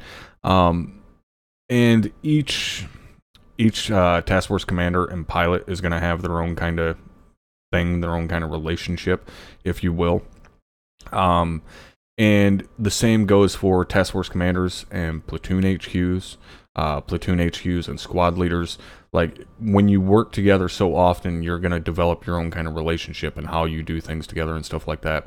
And when you hear that person on the radio, if I'm task force commanding for TFA and I hear 1-6 on the radio, I know that's Burke, and I've worked with Burke a lot. So I'm instantly very comfortable when I hear Burke come across the radio because I've worked with him a lot. Same goes for, like if we're doing OSUT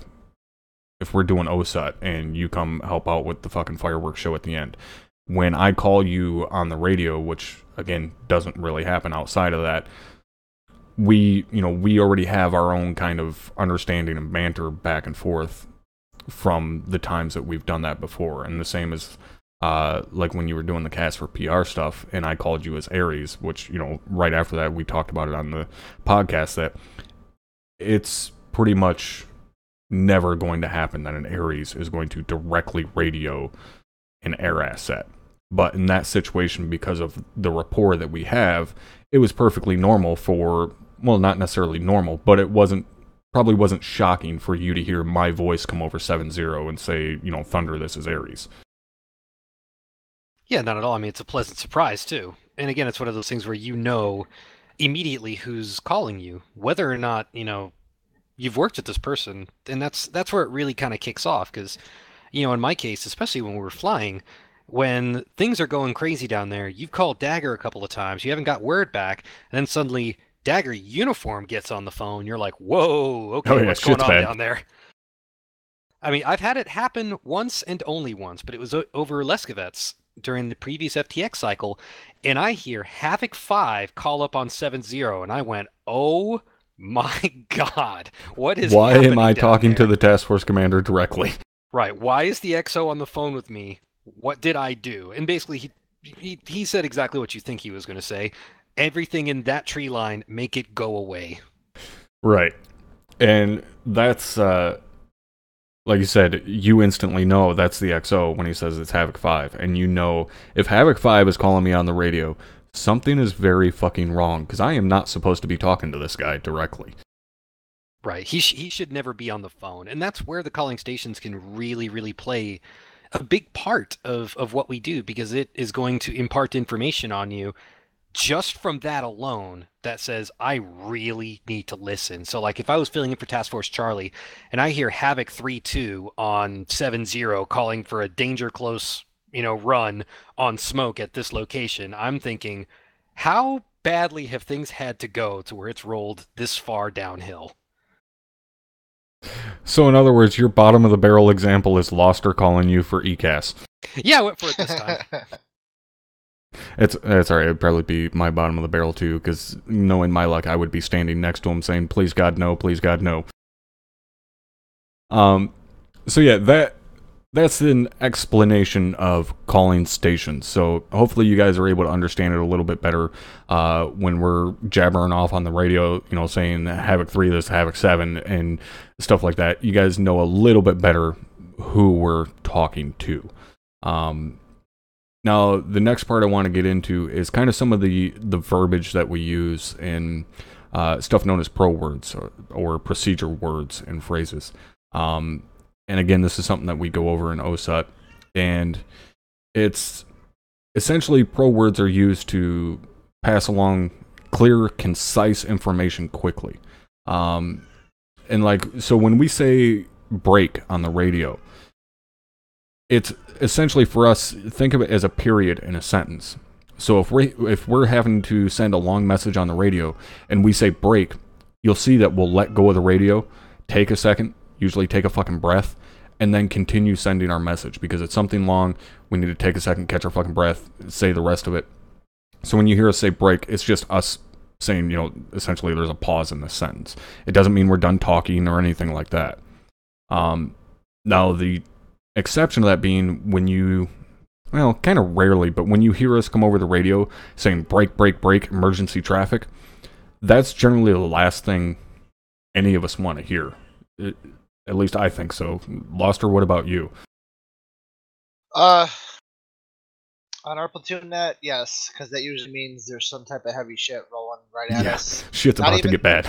Not even rolling at us. It usually means there's some kind of heavy shit like on top of us. Yeah, it's already there. Yeah. When break, break, break comes over the net, it's usually Petco, and it usually means there's a tank on top of his foot. Right. Well, it goes the same way for us, too, up in the sky. Like, if you say break, break, break to me, that actually tells me make a break turn. Usually what that means is someone has just, gone wild in an SA-19, and now there's 6 SAMs coming up at me. So when I hear break, break, break, SAM launch, it's just as critical for me up in the air as it is anything. Right. And so that's kind of that's a known thing, again, we train on that, we teach it, that, when you hear break, break, break, emergency traffic on the radio, you immediately shut the fuck up, and no matter what is going on around you, you do your damn best to pay attention to what's about to come across in that traffic, because it's important. So you hear break, break, break, you shut the fuck up, wait and hear what's going on. If you can help in any way, you do it. If you can't, you just keep your mouth shut, don't send any traffic until it gets sorted out. There's like a flow that kind of develops when you're with the same people every week. You recognize certain voices on the nets, and Havoc 3 of us had the same 5 people on, with the same 6 people on platoon net for months now, for the most part. So like with me, they know that like I'm usually pretty calm, pretty cool. I very rarely like yell or lose my shit. So like when I come in on the net and I'm coming in hot and I'm yelling, like that means shut the fuck up, like something big is happening and so people need to listen. Because I never come in loud, I never come in hostile, I never come in like panicked. But unless like something's right on top of us. And like I said, hearing that on the radio, like I'm not gonna say necessarily like your fucking gut instantly starts turning, but it is one of the scariest things to hear on the radio, someone coming across saying break, break, break, because again, it's something bad is fucking happening right then and there. The next one that I want to go over that you guys hear us use a fair amount, although it's not used all the time properly, and that is when we say over on the radio. Oh, here we go. Here it comes. It had to happen eventually. So, when we say over on the radio, over simply means I'm done talking, please respond. So when we say over to someone, that means we need them to say something back, to confirm that they heard it, whatever, just some type of confirmation that they heard us. It's pretty simple. Again, it's not used all the time. You're supposed to use over to end any transmission that you're not ending the call on, but it's not used all the fucking time, and it should be, but even myself, I let it drop all the fucking time. But the important thing is that guys understand the difference between saying over and saying out. So, I'm fairly known in the unit for busting guys' balls on this. When you say out, that means this call is done. We are done talking. I do not need a response from you. I do not want a response from you. This conversation is fucking over. And by over, I mean done. Not over as in I need a fucking response. So, oftentimes you'll hear me, call up someone, I'll say, Havoc 1, this is Havoc 7. Say, Havoc 7, this is Havoc 1, send traffic. I'll send them, the information I need to send them, and then I'll say, over. They'll then respond back with something along the lines of, solid copy, they'll say, Havoc 7, this 1-6, solid copy on your last, over. They say over because they didn't start the radio call. So it's not on them to decide when it ends. It's on me because I started the radio call. So whoever starts the radio call decides when that transmission or when that conversation is done. So they are the ones to say out. The only exception to that being when you're talking to higher, being a command element. Command will potentially out you or end your conversation early because they have other higher priority shit going on. So when I say, tell Havoc 160 information and he says, Havoc 7, this is 1-6, solid copy, over, then you'll pretty much always hear me say 1-6-7, roger, Havoc 7, out. Now everybody on that radio frequency knows our conversation is done. Now they can begin talking, sending whatever information they may need to send, which at a company level doesn't really happen all that much because me and the platoon HQ element are primarily the only ones talking on company, and then Havoc 4 as well. But when you get on a net, like, say, a platoon net where you have a platoon leader, a platoon sergeant, a platoon medic, and 4 squad leaders that all potentially need to talk at one time, that differentiation of saying over or saying out becomes incredibly important. Because if you say over, that lets the guy you're talking to know, okay, this conversation is still going, I need to, respond to it. And everybody else on that freak knows I can't talk yet because they're still in the middle of their conversation. Once they say out, then everybody on that freak knows, okay, now I can talk. So that becomes very, very important. And when I say freak, I mean frequency. So again, huge difference between over and the word out.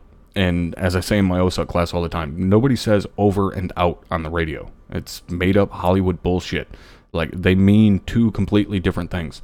And it fucking pisses me off when movies do it. Because it's like, well, are you saying over because you want me to respond? Or are you saying out because it's fucking done and over with? Because they're two different goddamn things. Over and out do not fit in one radio transmission together.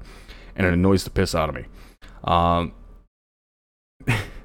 not the last one, but the next one I want to go... Yeah, exactly. It's a total contradiction, over and out. The next one I want to go over is something that you fuckers up in the air don't goddamn use properly. And that is this is.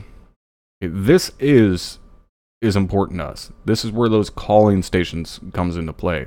So this is lets someone know that the person talking is the calling station that immediately follows, the destination that immediately follows. So if I say Havoc 1, this is Havoc 7, when I say this is, that lets him know who the fuck is talking to him. So exactly like Diver said, hey you, this is me. That's the most important phrase in our entire unit when it comes to radio communications. Hey you, this is me. I call someone, I let them know who it is that's calling them. Now when they pick up the fucking phone, essentially, they know immediately who they're talking to. You fuckers in the air, it generally consists of Dagger Thunder, or Thunder Dagger, and it annoys the shit out of all of us because we're like, we don't have anybody by the calling station of Dagger Thunder. I still don't understand why you guys do it, and it annoys the shit out of me. Because it's just air that does that. Like when you look through, Yeah. And this is all United Nations and NATO. But once you have, like, you'll hear it on a check-in. I do say, Dagger, this is, Yeah, blah blah blah blah, and I go for it. But once you've made the initial call, a lot of times in air-to-air communications, pro words are dropped, and really you stick to the basic brevity code, and a lot of it is very conversational. Having spoken with JTACs who've come and gone through the TeamSpeak and everything, like a talk on is exactly that. It's just talking. Yeah, it's not as, I guess, formal as you would say as what like company net is. And when I say net, again, I mean radio frequency.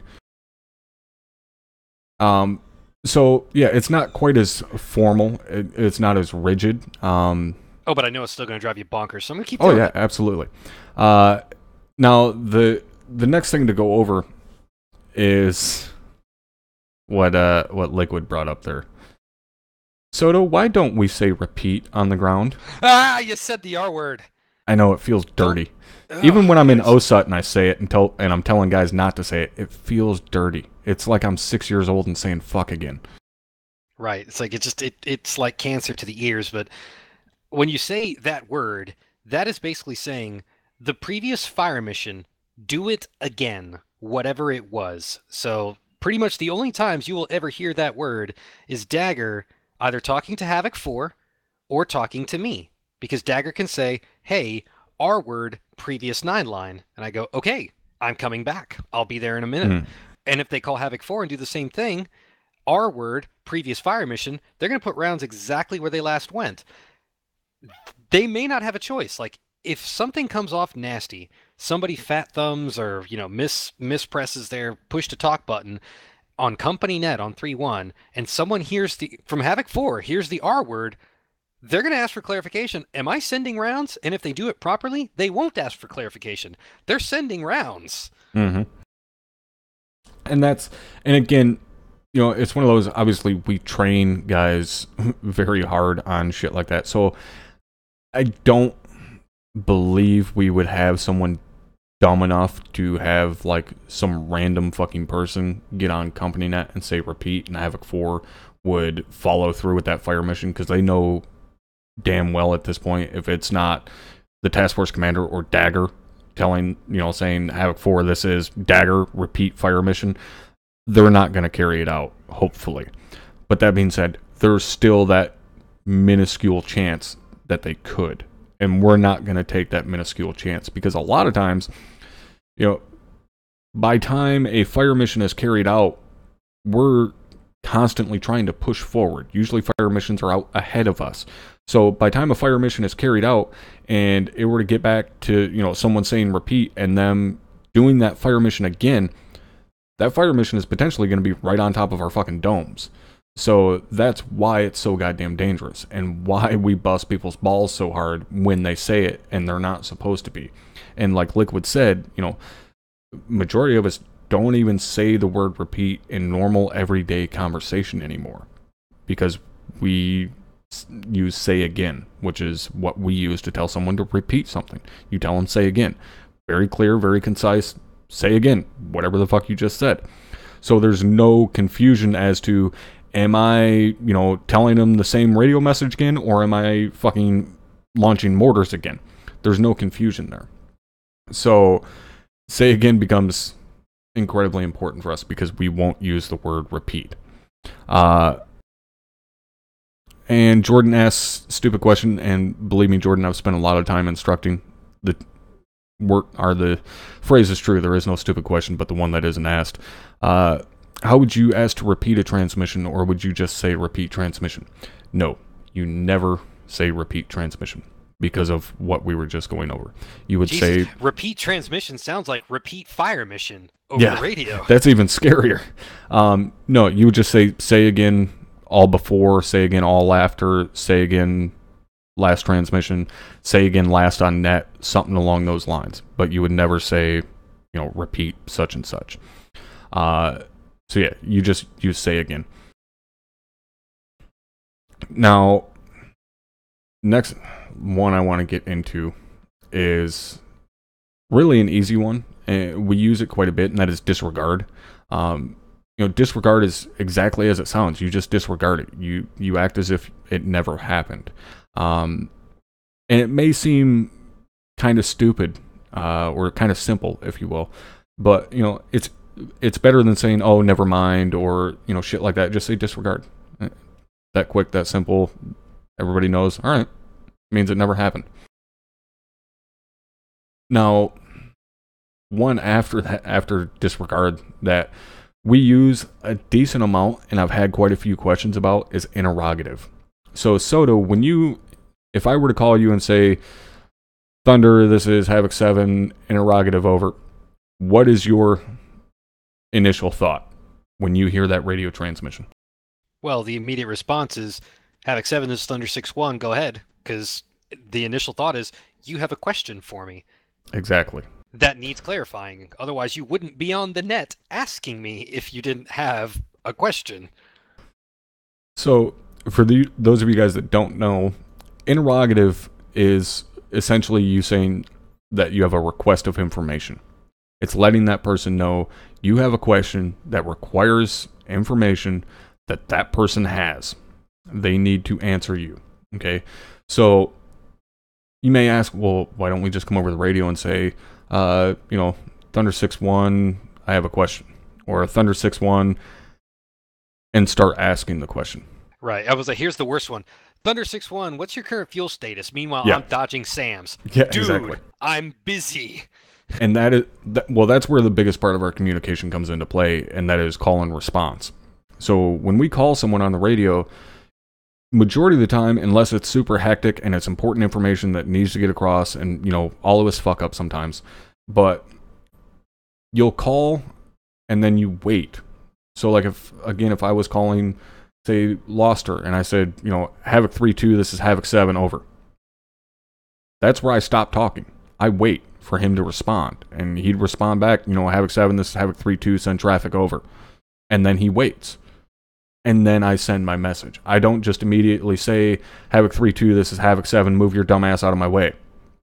No, because for all I know, he could be knocked out, he could be in the middle of the most hellacious firefight he's ever been in, and not get any of the information that I send him. So, when we call someone, again, we work on call and response, and when we say interrogative, it lets them know we have a question that requires information, instead of us saying, Havoc 6-1, this is Havoc 7, I have a question, over. Why go through all that when I can just say interrogative, over? So that lets them know that they are about to have a question asked to them. And generally, when you think about it, if you have to answer a question, you're going to have to think about it for a second. So if you're in the middle of a big firefight, or like Soto said, you're dodging Sam's, then you're going to respond back, wait one, over. So they know, hey, I'm fucking busy right now. I can't answer your question. Stand by. And, me, if I was calling and someone said, wait one, over, I'd respond back so they know that I heard them say wait one. You still respond back and say, solid copy, standing by. And then you wait for them to contact you when they're available. So interrogative is an important one for us. And again, I see guys ask about it, like, what does it mean? Why do we say it? Why don't we just ask the question? Again, it's just the biggest thing with communication is being very clear about what you're doing, what you need, what you want, what that person needs to respond to you with, stuff like that.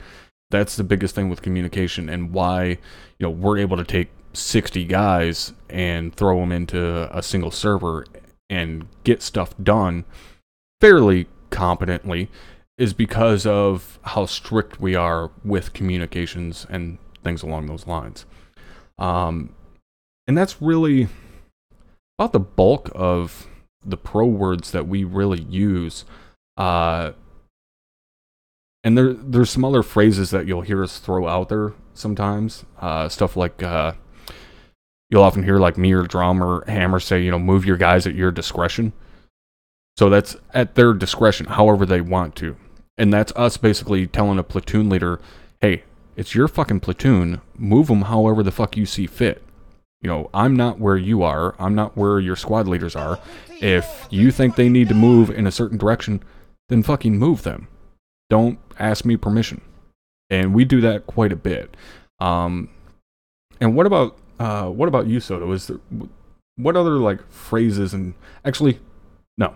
You don't want to go down this one, brother, because we'll be at it for a while. Take us through what is the smooth ear jazz sex of a Soto check-in. Yeah, because if you wanted to go through all the Aviation Pro words, we'll be here till probably 10 o'clock. Anyways, so like the first thing, you usually will hear from me on 7-0 when I call Dagger is what's called the CAS check-in, the close air support check-in. Essentially what you're doing is you are going to convey a pretty significant series of information to your JTAC that is mission critical. Now, to be fair, it didn't used to be. Back in the old days before the pylon system with the Jets DLC, when we didn't have the ability to change ordnance, it didn't really make that big of a difference other than for them to know where you were and how far away it would take for you to get there. But now, with the way ordnance changes, this becomes mission critical because what we bring up is going to determine how we get used in a mission. So what you'll hear in a CAS check-in, you'll hear, Dagger, this is Thunder 6-1, checking in with you, frequency 7-0. First things you'll do, though, again, you do the call and response. Dagger, this is Thunder 6-1, frequency 7-0, over. And then Dagger responds back, hey, I got you on 7-0. And then I'll say, advisor ready for CAS check-in. This basically, and I've had the TACP say, hang on a second, because they're in the middle of a briefing we're in the middle of it, yep. or whatever. Who knows what it is, but he may say, hang on, I'll let you know when I'm ready for the CAS check-in, because he's going to want to have his notepad out. I know Master Sergeant Avery and Staff Sergeant Persia both are very good about this. They have a notepad next to them, and they write down the ordnance we bring up. Yeah, exactly. The thing I want to point out there, as Soto was mentioning, that, now with the pylons, they can take different weapon systems up, and we were talking about that earlier with Task Force Bravo, that, he would have taken up different weapon systems. And the thing with that is, the reason the check-ins are so important now is that JTAC is responsible for knowing what ordnance is on that airframe and what ordnance is left on that airframe after they do a couple fire missions. And me, as a task force commander, I can't keep track of that. I've got too much other shit to keep track of, let alone how many fucking bombs Soto has left on his plane. So the JTAC has an incredibly important job. I know a lot of times people just think, well, they're fucking relaying information from one guy to another guy. Like, it's not that important. That guy is responsible for calling in the 9 lines, for keeping those airframes safe, for calling in the fire missions for Havoc, for keeping track of all the ordnance that is on that airframe. Not only the A-10, but also of the Apache, the Little Bird.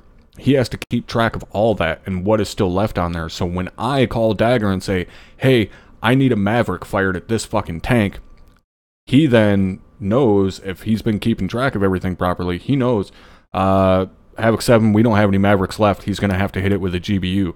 Roger. Make it happen. So their job is so goddamn important when it comes to keeping track of those ordnance and shit like that, because I don't keep track of it. I say, hey, make this happen. I don't care how the fuck you do it. Yep, and that's where it really kicks in. So, the first part of the check-in, I call in and say, hey, this is me, or hey, you, this is me. In a real CAS check-in, I would give, an identification or authentication code or my mission number, which I've started doing on some of my missions when I remember to do it. It's just, it's become automatic. The next thing is the number and type of aircraft. Flight of, ×1, A-10, Charlie. So they know I am 1 A-10 up here. Next, I give them where I am and how high I am. So I'd say generally it's in reference to bullseye, but it can be in reference to anything. It can be reference to his position, a city, but bullseye is our go-to. So then I'd say, orbiting 10 kilometers south bullseye, base plus 10,000, meaning I am 10 kilometers south of bullseye at 10,000 feet. Now, that's also important, because if my pattern takes me 10 clicks out and he calls for CAS, that means I'm about a minute and a half away from the time I read back a 9-line CAS mission. It's going to be about 90 seconds before I'm there and rounds have landed where he wanted it to be. The closer my orbit, the less time it is. So when Havoc 7 calls Dagger and says, I need this thing dead now, or I want that tree line sprayed with 30 millimeter, Dagger's going to go, okay, it's going to be about 1 minute. Because he knows from the time he finishes that 9 line, it's going to be about a minute out because he's at this distance and this altitude. Plenty of things to look at there. Then comes the all-important ordnance. Ordnance on board today. Ordnance is as follows. Is going to come down to what I have. Now, again, it changes for us. Every mission can be different. Every pilot's preferences can be different. For example, I like bringing up a CBU or two, but it kind of depends. Depends on the mission. I might bring up 6 Mark But 82. what Soto means by depends on the mission, it means depends on if I'm Zeusing or not. Yeah, if he's Zeusing the mission, I'm going to CBU his troops. That's just the way of the world. So naturally, that's going to be a part of it. But anyways, the point here is it's going to change every time, and this is where the JTAC is going to listen, because I'm going to call it out as ordnance on board today is full load on the gun, 2 times AGM 65 Hotel Maverick, 2 times GBU 39 or GBU 38 LGB or JDAM, 7 times Liger Rocket, 4 times Mark 82.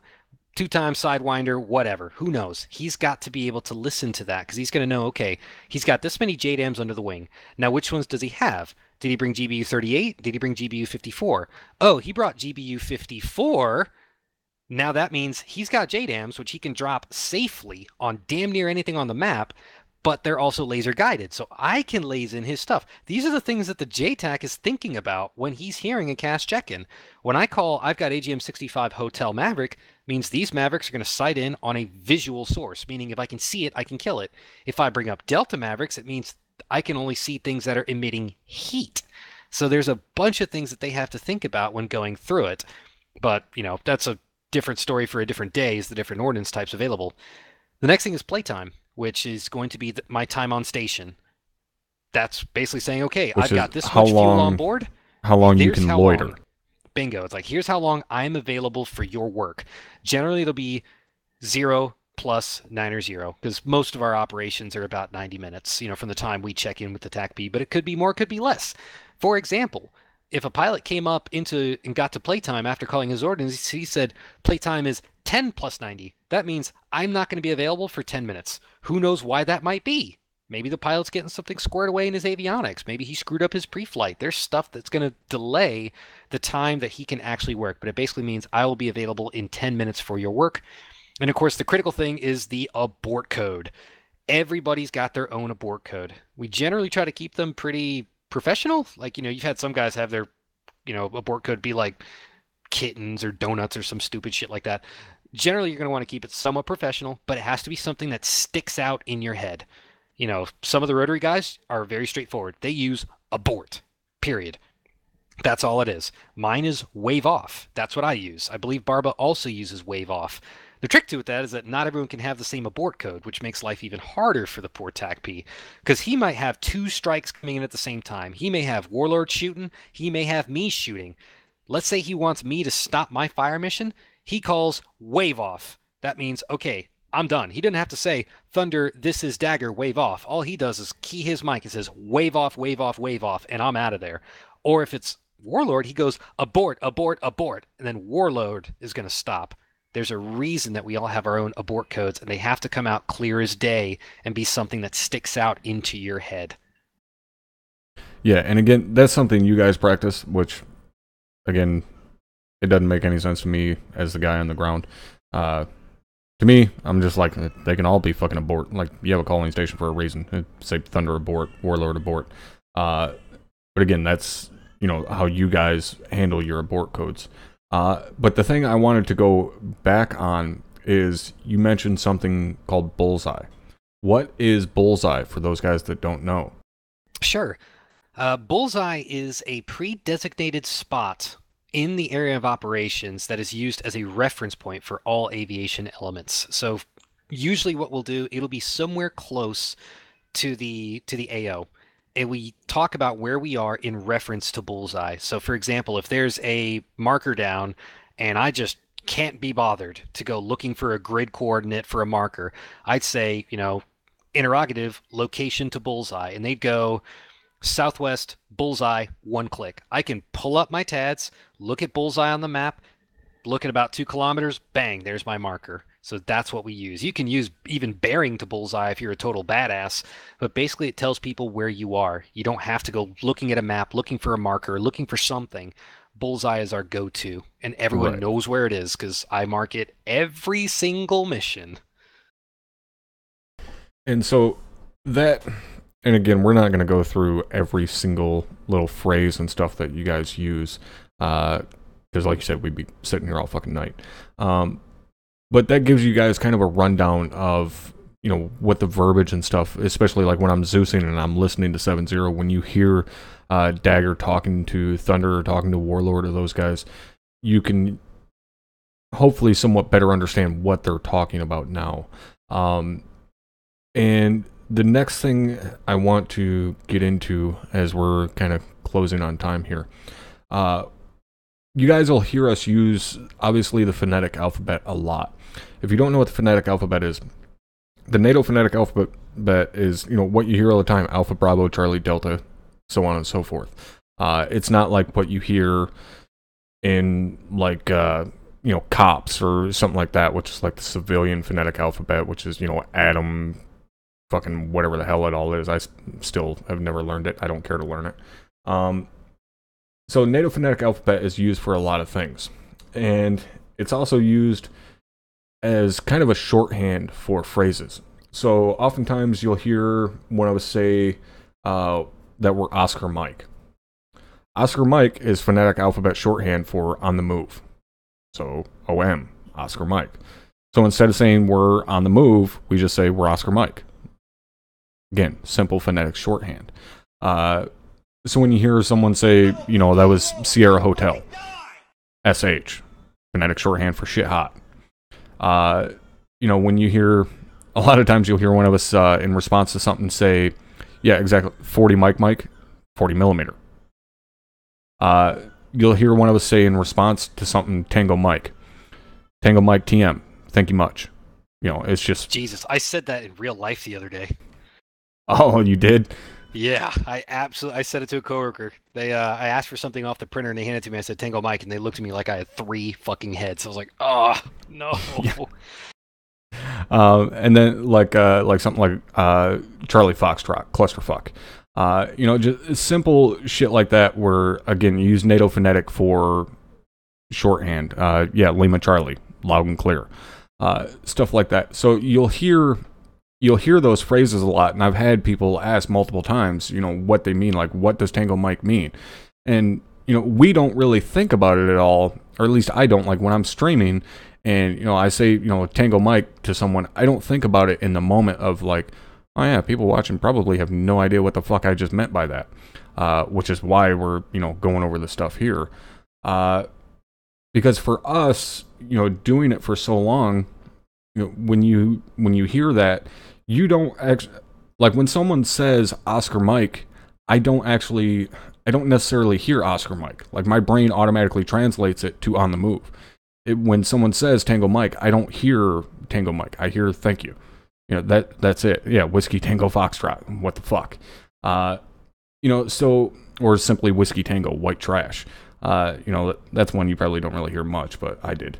And it's not because of my wife beater and tattoos.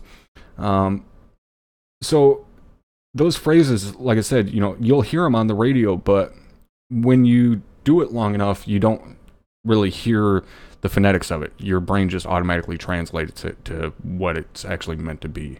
Or at least that's my experience. Locke, what about you? 'Cause, I mean, you've been doing this for a while. Like, when you hear someone say Oscar Mike or shit like that, does it just automatically translate to you what it's supposed to mean? Oh yeah, definitely. I just don't have to think about it anymore. At the start, it was hard to get used to a little bit, but you hear it enough, and you just hear exactly what they're trying to say. Vic is the one I can't shake. Oh, Vic for Victor? I say that to my non-Milsim friends. And they're like, what the fuck's a Yeah.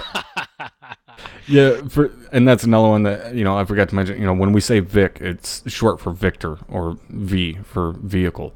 So when we say, like, I'll say a phrase like, when we're rolling in convoy or something, I'll say, convoys Oscar Mike, Vic's maintain speed limit of 50 kph. That entire phrase to some people probably sounds like a foreign fucking language, but it just means we're on the move. All trucks are going to move at 50 kilometers an hour.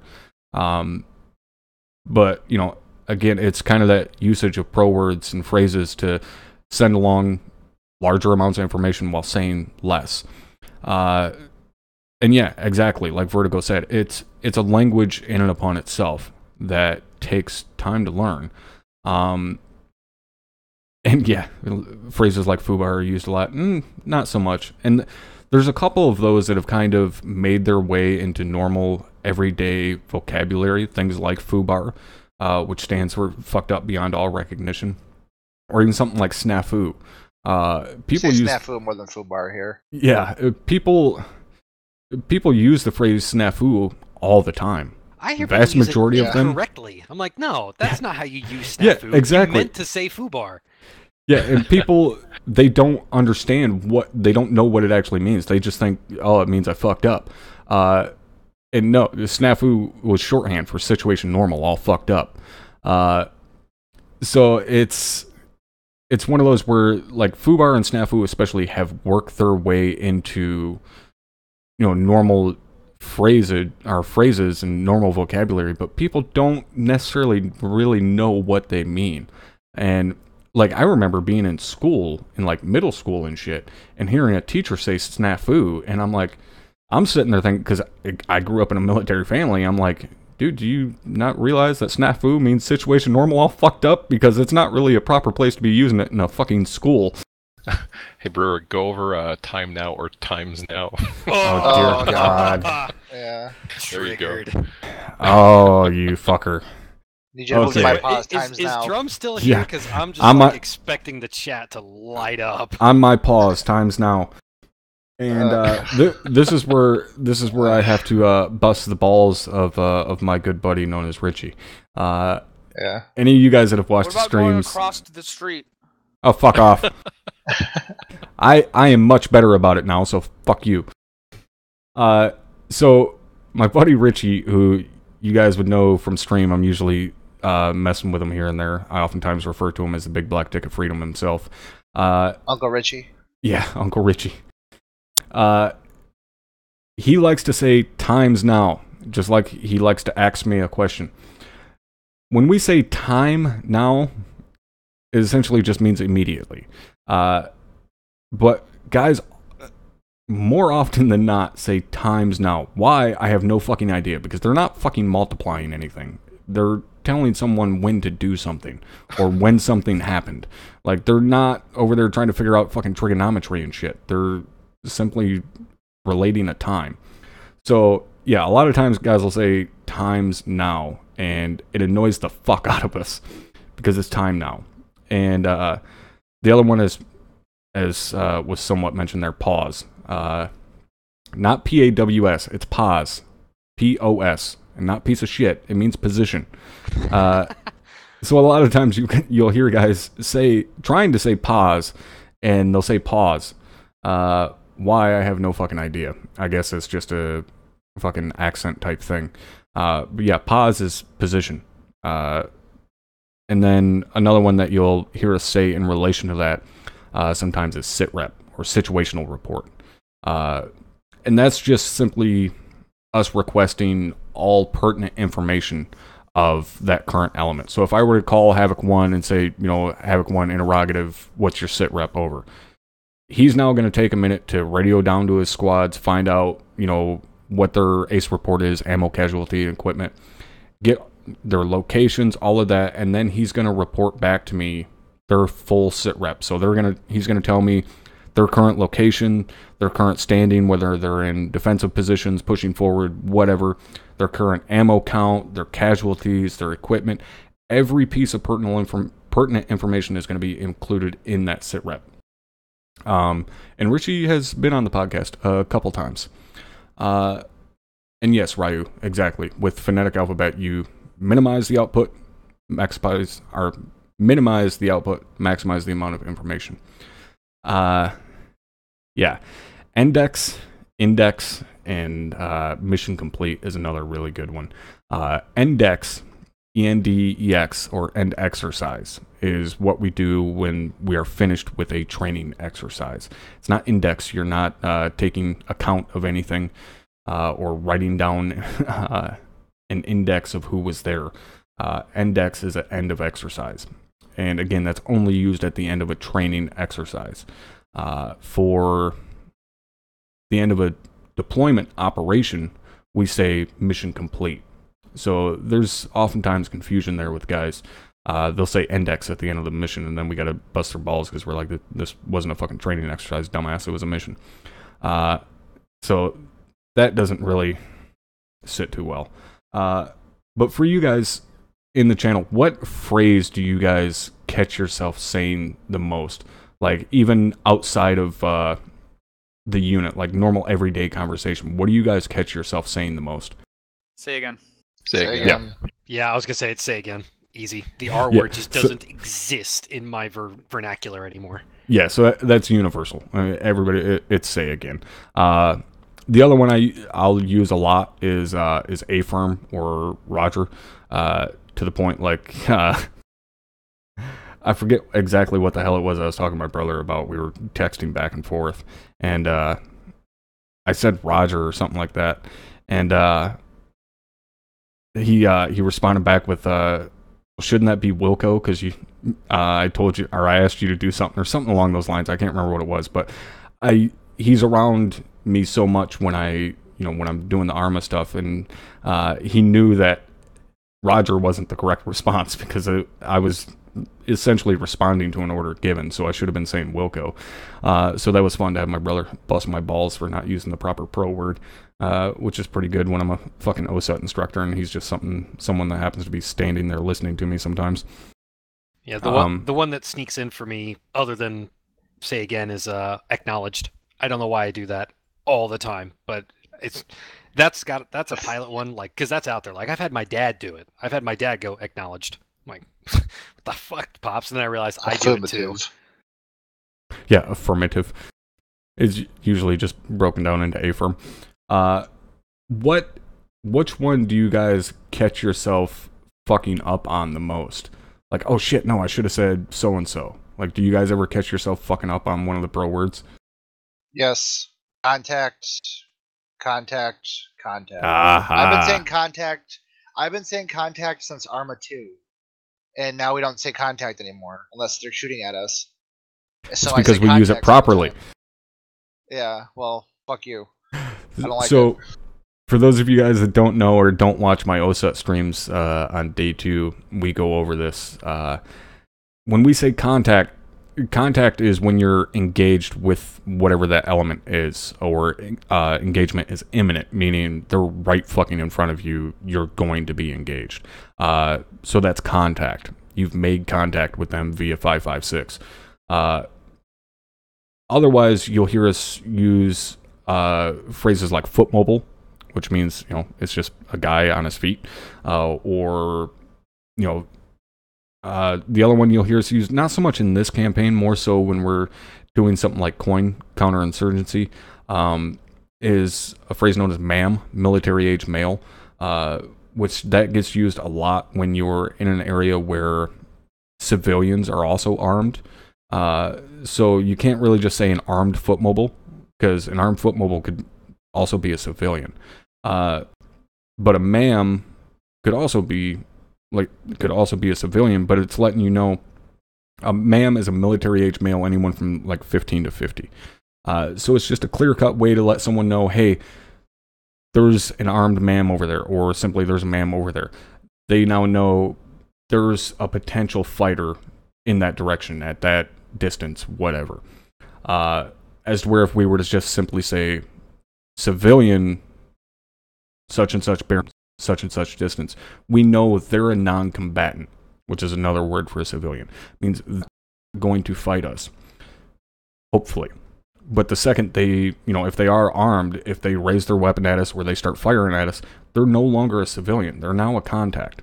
And that's something that I drill into guys in OSUP pretty hard, is that there's no such thing as a civilian contact. They're either a civilian or they're a contact. There's no gray area. There's no middle ground. It's one or the other. That's it. So either they're shooting at you or they're not. That's it. Want me to throw a real torpedo into this one now? Oh, go for it. Yeah, contact for us means something completely different. Contact for us would be, for example, Dagger says, Thunder, this is Dagger. We've got a lighthouse over here on the coast. Can you get it through the TGP? Roger, contact. I told him I saw it. Now if he says, okay, can you see the task force over here on the beach. And I say, Roger, visual. And then he'd say, okay, I've got an enemy marksman just next to that lighthouse. Roger, tally. Those are all different things for saying what it is that I'm looking at.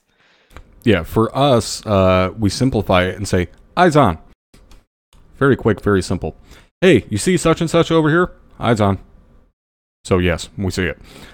We make it very easy, if you will, and do not fucking overcomplicate it like goddamn pilots, as per usual. So, the last thing I want to bring up here is when you guys are, aside from repeat, because we know that's the obvious one that makes everybody cringe and shit. Aside from that, when working with the radios, communications, all that kind of stuff, what is the one that you hear people not only fuck up the most, but makes you go like, how in the fuck do you screw that up? Like, which one just kind of pushes your button the most to see people screw up? When Loster says index at mission complete. Yeah. I say similar Windex, to, and it's a joke. Similar to over out. It's not funny. Is when You're someone not funny. says Yeah, Roger not funny. Wilco. It's like, ah. Yeah. That one gets me when they say it at the same time. Do you want Because to get again, to? it's that same Hollywood thing. Roger Wilco. I've been watching Stranger Things, and they always say over and out, and I just want to jump through the screen and choke definitely. a bunch of little kids, and it's like...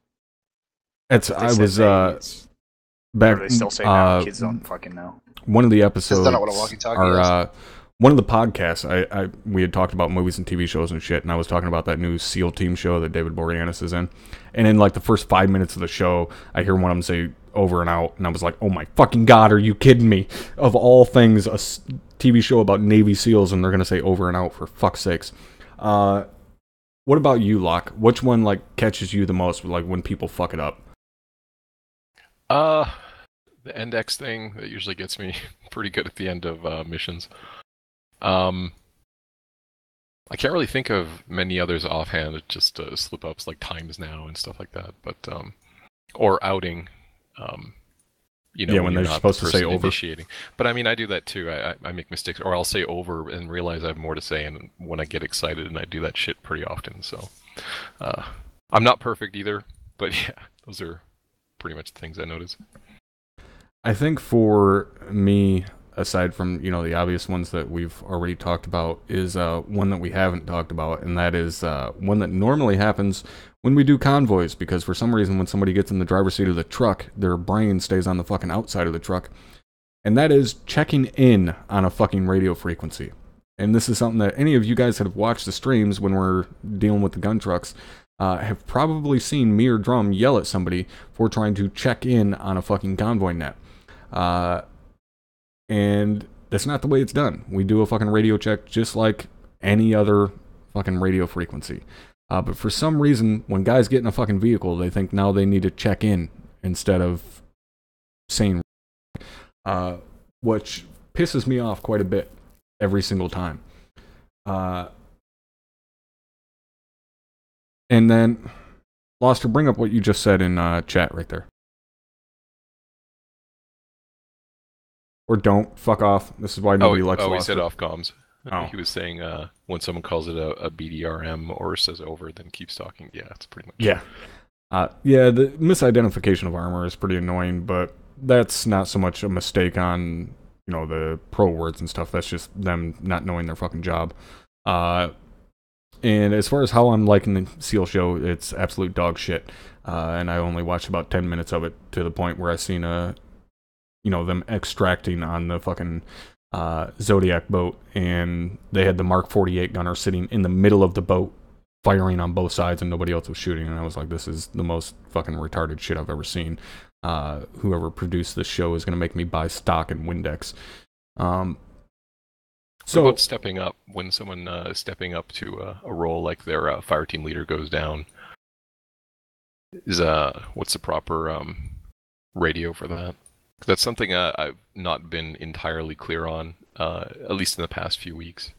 I mean, the majority of people do it correctly. Like, that one, it's a very different situation, because it's... In actuality, it would be, this is Havoc 3-2, 2IC taking command. But the majority of the time, guys just say this Havoc 3-2, 2IC stepping up, which for me is all right. Like, it's still correctly getting that information across that I'm a 2IC, I'm stepping up.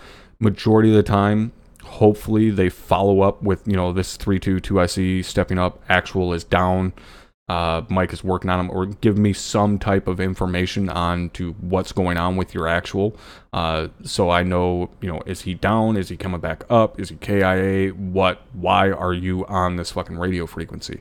Which majority of the time guys are very good about. Like, they tend to, they say, hey, I'm stepping up, this is what's going on with my squad leader. So that one, guys don't fuck up too much in my eyes anyways. Yeah, I was told that stepping up was incorrect or something like that, or maybe I'd heard just rumors about it being incorrect. But if it's fine, continue to use it. Yeah, like, to me, especially considering the majority of the time when a 2IC is stepping up, aside from like disconnect issues or something like that, it's generally because shit's pretty hot and heavy. It not so much that it's more laxed, it's more, okay, I don't care how you have to say it, just get the fucking information across. Because this is, important into what's going on. We need to make sure we still have communication with somebody in that fucking squad. So, again, that's not so much that it's lax, but it's just like, get the fucking information out there. I don't care how you have to do it. Yeah. So, yeah, that's pretty much it as far as I can think of. Is like different verbiage and stuff like that. And yeah, Kobo just brought up tracking, just simply asking somebody if they understand. So, like, you'll hear me say that a lot in OSUT. Ask the guys if they're tracking. Just means, hey, are you understanding what I'm saying?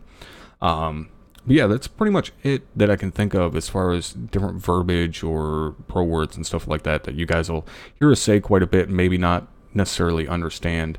Is there anything that pops into your guys' mind that we use quite a bit that maybe some of the viewers wouldn't understand what the fuck we're talking about? Aside from squirrel missions. I don't think so. I think we covered most of them. At least I can't think of any off the top of my head at the moment. Special guest Drum. Is there anything you would like to add? No? Okay, perfect. No. I was going to talk about misidentification of armor a little bit, but I went AFK and I came back and you were talking about something different. But Bohemia really screwed the pooch on that, because when Arma 3 came out, and I think it might still be that way in the game, but we don't fight against vanilla vehicles. Yeah, the fucking BTRs. Yep, the BTRs and the BMPs. They named the wheeled vehicle the BMP and the tracked vehicle the BTR, which is exactly the opposite of how they are or how they should be. Yeah. Yeah, and I think that does fuck up a lot of people, especially, people that have played a lot of vanilla Arma. That's where that misidentification comes from. The other ones being calling like a BMP as an MBT, which is a main battle tank, or, calling it as calling a BMD as a BMP or a BRDM as a BTR or stuff like that. It tends to happen quite a bit. Luckily, with like BRDMs and BTRs, they're not that big of a difference, so it's not a drastic mistake between calling a BRDM as a BTR. Like, it's not a huge problem. It's still a wheeled vehicle. And the BMP is getting mixed up. That's bad, because BTR you can take out with a single light AT. BMPs you cannot. Yeah, exactly. Like, we can take out, if need be, we can take out a BTR with a 40 mic. We can't with a BMP. That's just gonna fucking laugh at it. With a lot of 40 mics. Yeah. And we can't. Believe me, I've tried with 40 mics to take out a BMP. Like, I've hit it with the Mark 19 with a couple hundred rounds, and it just kind of like, all right, well, that tickled.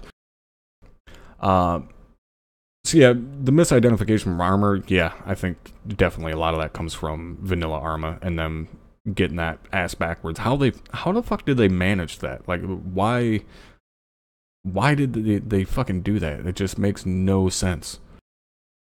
Alright, so that's pretty much going to wrap it up here, guys. Hopefully you guys are able to understand a little bit better as far as, some of the things we're saying and who we're talking to on the radios and stuff like that. And don't forget, if you do want to get involved in the podcast, whether you want early access to it, because again, once this live stream is done, it gets pulled off of YouTube, pulled off of Twitch. So if you came in late, you won't be able to watch it.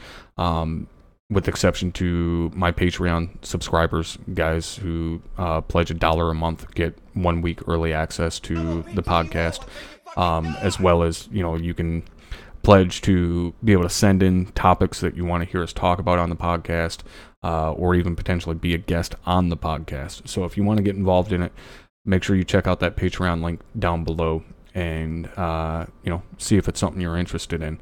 As well, keep in mind we have 3 weeks left on the PC raffle that myself and Wee-Woo are doing for that, what is now a pretty much $2,200 gaming PC that we're giving away in 3 weeks. So if you want to get involved in that, just do !raffle in the chat and you can get all the information to get involved in that. But that's going to be it for tonight for the podcast. We do have the squirrel mission coming up here in a little bit, which is going to be another one of the zombie-esque type missions. And that'll be probably in about an hour or so.